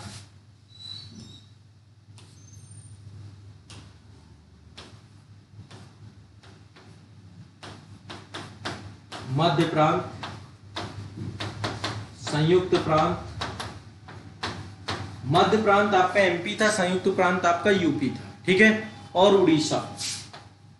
5 प्रांतों में इनको स्पष्ट मिला है। क्लियर है, स्पष्ट है। अब इसके अलावा बाकी जो है कई जगहों पे सबसे बड़े दल के तौर पे, जैसे बंबई में, असम में और उत्तर पश्चिमी प्रांत में, 3 प्रांतों में सबसे बड़ी पार्टी के तौर पे, मतलब स्पष्ट बहुमत नहीं था। यदि गठबंधन सरकार बन सकती थी, बंबई, ठीक है, असम, उत्तर पश्चिमी सीमा प्रांत, इसमें सबसे बड़ी पार्टी थी ये, ठीक है, कांग्रेस। 5 में पूर्ण बहुमत, ये दिमाग उठाए, क्वेश्चन पूछता है कई बार और फिर सबसे बड़ा गड़बड़ होता है।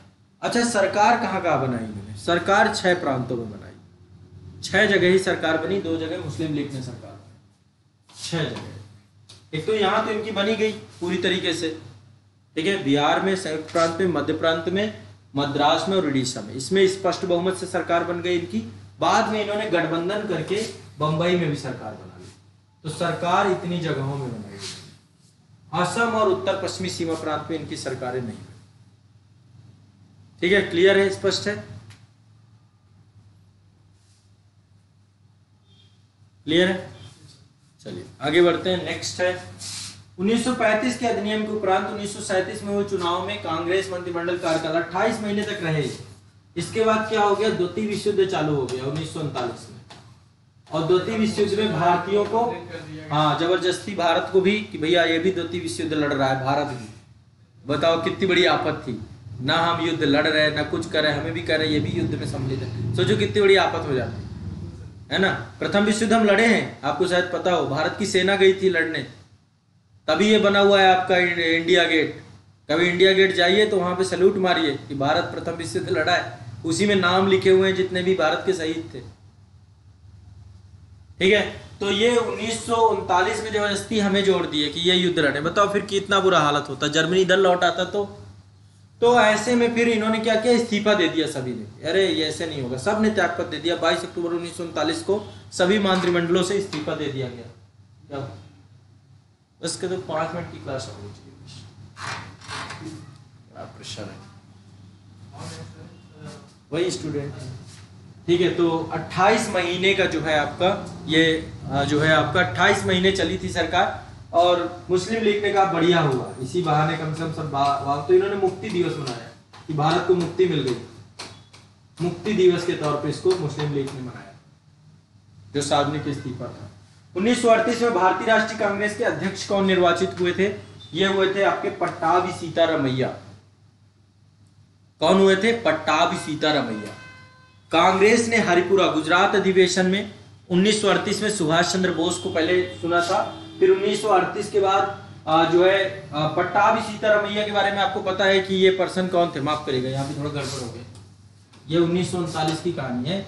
1938 में हरिपुरा में सुभाष थे, 1939 में सुभाष वर्सेस पट्टाभी, पट्टाभी पराजित हो गए, गांधी जी का समर्थन था इनको, तो गांधी जी ने कहा पट्टाभी की हार मेरी हार है, ठीक है। इसके बाद त्रिपुरी संकट पैदा हो गया और ये निकल गए यहाँ से, सुभाष ने कहा भैया नहीं। अब आप देखिए यहाँ पे सुभाष की लोकप्रियता बढ़ गई थी, सुभाष मोस्ट लोकप्रिय व्यक्ति थे, सुभाष मोस्ट एजुकेटेड पर्सन थे, उतना एजुकेटेड नहीं था कोई। तभी आप फॉरगेटन हीरो सुभाष देखोगे तो उनकी काबिलियत दिखाई देगी। जो व्यक्ति जर्मनी जाकर के सरकार बना ले, जो जाकर के जापान जाके सरकार बना ले और भारत को पूरा एक पैरेलल गवर्नमेंट बना के पूरी फौज बनाकर भारत के ऊपर चढ़ाई कर रहा है अंग्रेजों के ऊपर, तो ये एक बहुत बड़ी नेक्स्ट लेवल डिप्लोमेट थे, जो हिटलर से जाके डिप्लोमेसी कर ले, जो जापान से जाके डिप्लोमेसी कर ले। उनकी मतलब वो चाहते हैं कि देश को, देखो उनका भी उद्देश्य वही था कि भारत के इतने जल्दी से जल्दी आजाद हो, और उन्होंने माध्यम दूसरा चुना। तो देखा जाए तो गांधी से ज्यादा लोकप्रिय सुभाष हो चुके थे। नेक्स्ट है, एक बटलर कमेटी को लेकर क्वेश्चन पूछता है कि 1927 में बटलर कमेटी बनाई गई थी, इसका मतलब क्या है। देखिए ये आपका बटलर कमेटी बनाई गई थी देसी रियासतों के मध्य संबंध सुधारने के लिए, ब्रिटिश प्रांत और देसी रियासतों को, इसको देसी रियासत समिति भी कहा जाता है बटलर कमेटी को। ये पूछा जाता है तो आपको इसमें गड़बड़ नहीं करना। मतलब ये बनाई गई थी कि देसी रियासतों और भारतीयों के बीच में संबंधों की जांच की जाए, उस जांच को लेकर के आपकी ये बनाई गई। नेक्स्ट है, all India state people's conference का गठन कब किया गया था। तो ये गठन 1927 में आपका किया गया था। ऑल इंडिया यानी अखिल भारतीय राज्य जन कॉन्फ्रेंस का गठन आपका ये किया गया था, ठीक है। बलवंत राय मेहता, मणिलाल कोठारी, ये सारे लोग इसमें जुड़े हुए थे। भारतीय मुसलमानों के लिए पृथक राज्य के लिए पाकिस्तान शब्द का प्रयोग सबसे पहले किसके द्वारा किया गया कि भैया पाकिस्तान शब्द को लेकर, इसमें ये नाम आता है चौधरी रहमत अली और उनके मित्रों के द्वारा ये नाम लिया गया, ठीक है। पहली बार पाकिस्तान शब्द के लिए कैम्ब्रिज विश्वविद्यालय का छात्र था रहमत अली, उसके द्वारा एक पत्र लिखा गया था, उस पत्र का नाम था नाउ एंड नेवर, नाउ और नेवर, उसमें पहली बार पाकिस्तान शब्द का प्रयोग किया गया, ठीक है। नेक्स्ट है, मुसलमानों के लिए पृथक राष्ट्र का विचार किसने दिया। सबसे पहले विचार देने वाले व्यक्ति ये है मोहम्मद इकबाल, मोहम्मद इकबाल के द्वारा किया गया। कवि व राजनीतिक चिंतक थे ये आपके। 1930 में अखिल भारतीय मुस्लिम लीग इलाहाबाद अधिवेशन में इन्होंने ये सिद्धांत दिया था कि अलग राज्य होना चाहिए, अलग देश ही होना चाहिए मुसलमानों के लिए। तो पाकिस्तान शब्द रहमत अली ने दिया, पाकिस्तान देश होगा ये पहली बात मोहम्मद इकबाल ने कहा, ठीक है। इसके बाद नेतृत्व किसने किया, नेतृत्व करता ये था आपको पता है अली जिन्ना जो है ये हिंदू था, ये शायद बहुत कम लोगों को पता है। मोहम्मद अली जिन्ना हिंदू था, इसकी माँ हिंदू थी, ठीक है। अब इसके बारे में किस दिन इसका इतिहास में बताऊंगा। अब ये आप लोगों को थोड़ा सा आश्चर्य लगेगा, वो जिन्ना के बारे में लोग कम जानते हैं, इसके लिए किस दिन मैं क्लास में इत्मीनान से डिटेल से बताऊंगा, तब के लिए इंतजार करो, ठीक है। ये पूरा फैमिली ये गुजराती था आपका, गुजरात से आते हैं जिन्ना साहब, किसी दिन चर्चा करेंगे। तो 24 मार्च 1940 को मुस्लिम लीग के द्वारा लाहौर अधिवेशन किया गया था, और उस लाहौर अधिवेशन में उसकी अध्यक्षता मोहम्मद अली जिन्ना के द्वारा की गई। और इस अधिवेशन में देखो सबको अपने आप को चमकाना होता है, सीधी सी बात है, और चमकाने में इसने प्रॉमिस कर दिया कि पाकिस्तान देंगे, और चमक में सब फिर जुड़ते चले गए।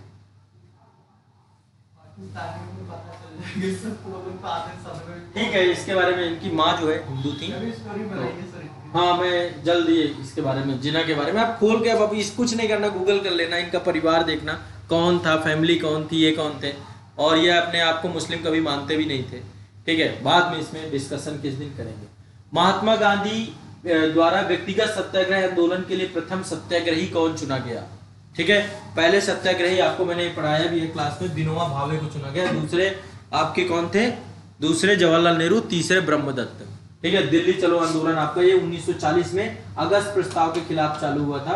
तो व्यक्तिगत सत्याग्रह आपका स्टार्ट किया गया था 17 अक्टूबर 1940 को, विनोबा भावे जो है उनके द्वारा स्टार्ट किया गया था। नेक्स्ट है, क्रिप्स मिशन कब आया भारत, 1942 में।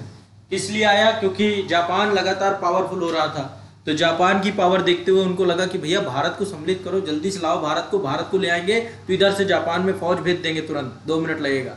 तो अमेरिका, चीन, ऑस्ट्रेलिया और ब्रिटेन ने भारत को स्वतंत्र, सब ने कहा, अमेरिका ने कहा, ऑस्ट्रेलिया ने कहा, चीन ने कहा भारत को स्वतंत्र कर दो तुम लोग, तो फिर ये लोग बोले कि रुक जाओ भाई, ब्रिटेन के ऊपर दबाव पड़ा कि जापान नहीं खा जाए, क्योंकि जापान ने चीन को भी कब्जा लिया था। शायद आपको पता हो कि चीन कुछ नहीं थे जापान के आगे एक समय। चीन को, रूस को, ये सब को कुचल, वियतनाम, ये जितने देश आपके आसियान, अंडमान निकोबार द्वीप समूह, सब उसी के कब्जे में थे, जापान। और यहां तक अमेरिका, हवाई तक पहुंच गया जापान इतनी बड़ी पावर था द्वितीय विश्व युद्ध में।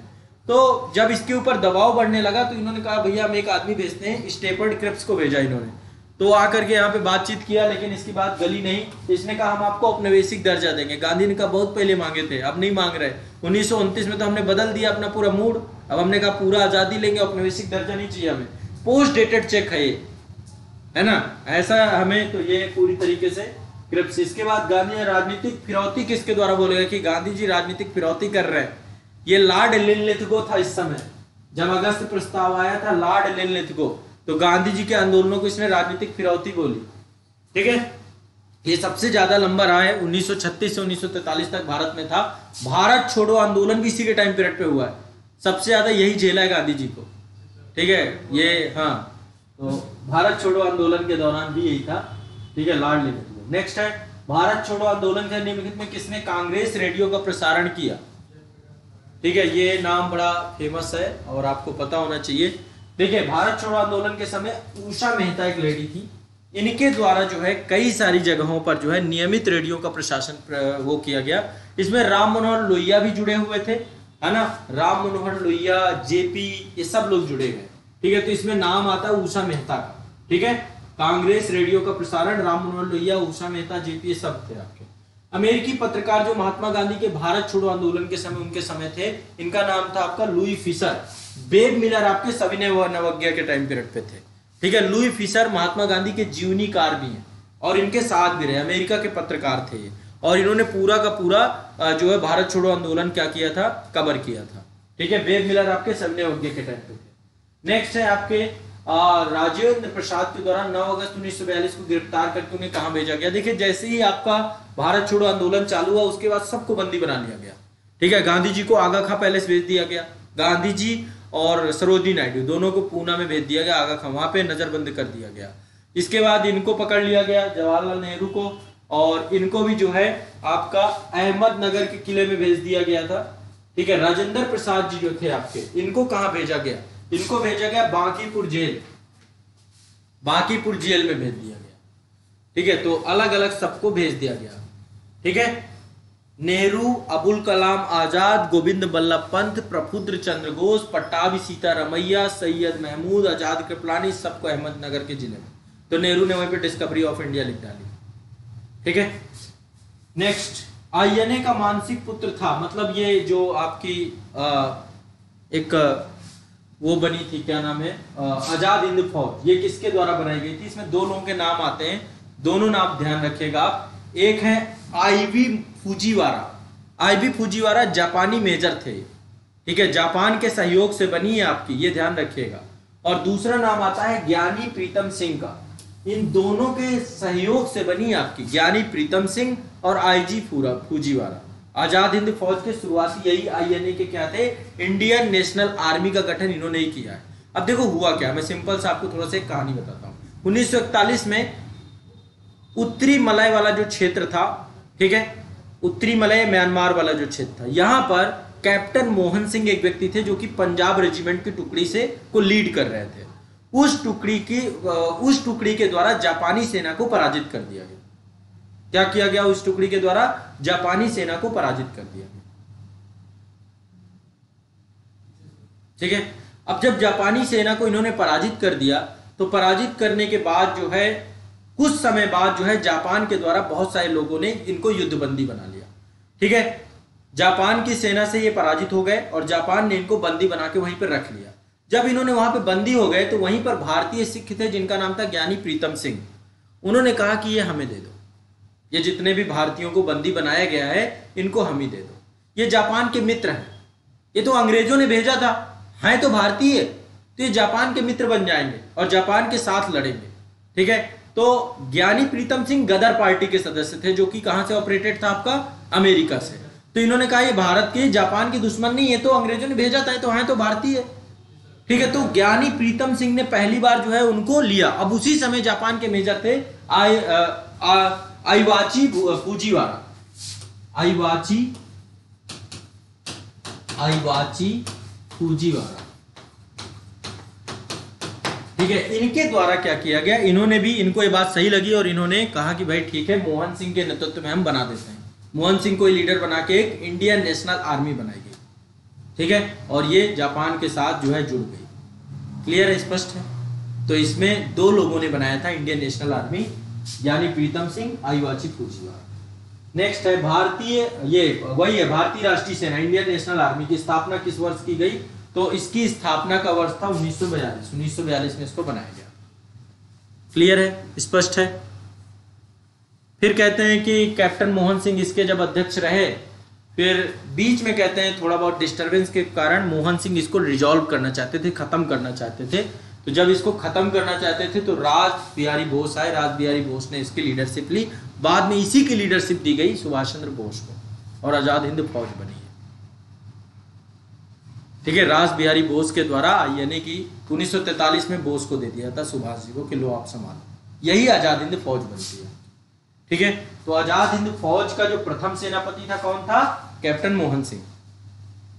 क्लियर है, समझ में आया कि नहीं आया। तो आईजी फुजीवारा, ज्ञानी प्रीतम सिंह ने क्या बनाया, इंडियन नेशनल आर्मी। लीडर किसको दिया, मोहन सिंह को। ठीक है, मोहन सिंह के बाद राज बिहारी बोस, राज बिहारी बोस के बाद किसके पास आई। ठीक है, तो ये दिमाग में रखिएगा। किस भारतीय क्रांतिकारी ने सुभाष चंद्र बोस को इंडियन नेशनल आर्मी के गठन का सक्रिय सहयोग दिया, राज बिहारी बोस। राज बिहारी बोस के द्वारा जो है, निम्नलिखित में से किस एक ने सुभाष चंद्र बोस को देश नायक कहा है। किसने सुभाष चंद्र बोस को देश नायक कहा है, तो ये रविन्द्रनाथ टैगोर ने। महात्मा गांधी ने देश का प्रेमी। हाँ, तो 1938 में जो है रविन्द्रनाथ टैगोर के द्वारा, जब 1938 में ये क्या बन गए थे, भारतीय राष्ट्रीय कांग्रेस के अध्यक्ष बन गए थे, तब इनको बोला था देश नायक, शांति निकेतन से। और महात्मा गांधी ने इनको बोला देशभक्तों के देशभक्त, देशभक्तों का देशभक्त, सभी देशभक्तों में एक देशभक्त सुभाष चंद्र बोस। ठीक है, नेक्स्ट है, अब ये हमारा दुर्भाग्य था, आजादी के बाद ये व्यक्ति रहता तो अलग ही इतिहास होता। अगला है, निम्नलिखित में से किसने 1945 में आजाद हिंद फौज की ओर से लाल किले में पैरवी की है। देखिए, जब 1945 में युद्ध खत्म हो गया और जापान पराजित हो गया, हिरोशिमा नागासाकी हो गया, तो आजाद हिंद फौज के फौजियों के ऊपर क्या चला, मुकदमा चला। तो इसमें कैलाश नाथ काटोजू, तेज बहादुर सप्रू, अरोड़ा आशराफ अली, जवाहरलाल नेहरू और भूलाजी देसाई, ये सारे थे। ठीक है, फिर से एक बार मैं नाम दे रहा हूं, किसने अध्यक्षता की, तो भूला भाई देसाई की अध्यक्षता में जो है एक पैनल बना वकीलों का, वो इनके साथ लड़े, इनके पक्ष में लड़े। जो आजाद हिंद फौज के सैनिक थे उनको बचाने के लिए अंग्रेजों से लड़े। कौन कौन थे, कैलाश नाथ काटजू, तेज बहादुर सप्रू, अरोड़ा आशराफ अली, जवाहरलाल नेहरू, भूला भाई देसाई। कैबिनेट मिशन की अध्यक्षता किसके द्वारा की गई, कैबिनेट मिशन की अध्यक्षता जो है की गई सर पी लॉरेंस के द्वारा। ठीक है, पैंथिक लॉरेंस, 3 लोग आए थे, स्टेफर्ड क्रिप्स आया था इसमें, पैंथिक लॉरेंस आया था, ठीक है, और एबी अलेक्जेंडर था। तो पैंथिक लॉरेंस इसको क्या कर रहा था, लीड कर रहा था। ठीक है, भारत सचिव था उस समय का। नेक्स्ट है संविधान सभा, जिसमें भारतीय संविधान का निर्माण का गठन किया गया, तो कैबिनेट मिशन प्लान के अंतर्गत बनी है। 1946 में प्लान आपका आया था, इसके तहत ही आपकी ये बनी है। 1946 में गठित अंतरिम कैबिनेट की अध्यक्षता किसने की, तो अंतरिम कैबिनेट की अध्यक्षता आपकी जवाहरलाल नेहरू के द्वारा की गई। ठीक है, जवाहरलाल नेहरू के द्वारा ये अध्यक्षता की है। नेक्स्ट है भारतीय स्वतंत्रता अधिनियम, the Indian independence act, British संसद द्वारा कब पारित किया गया, तो ये पारित किया गया जुलाई 1947 में, भारतीय स्वतंत्रता अधिनियम।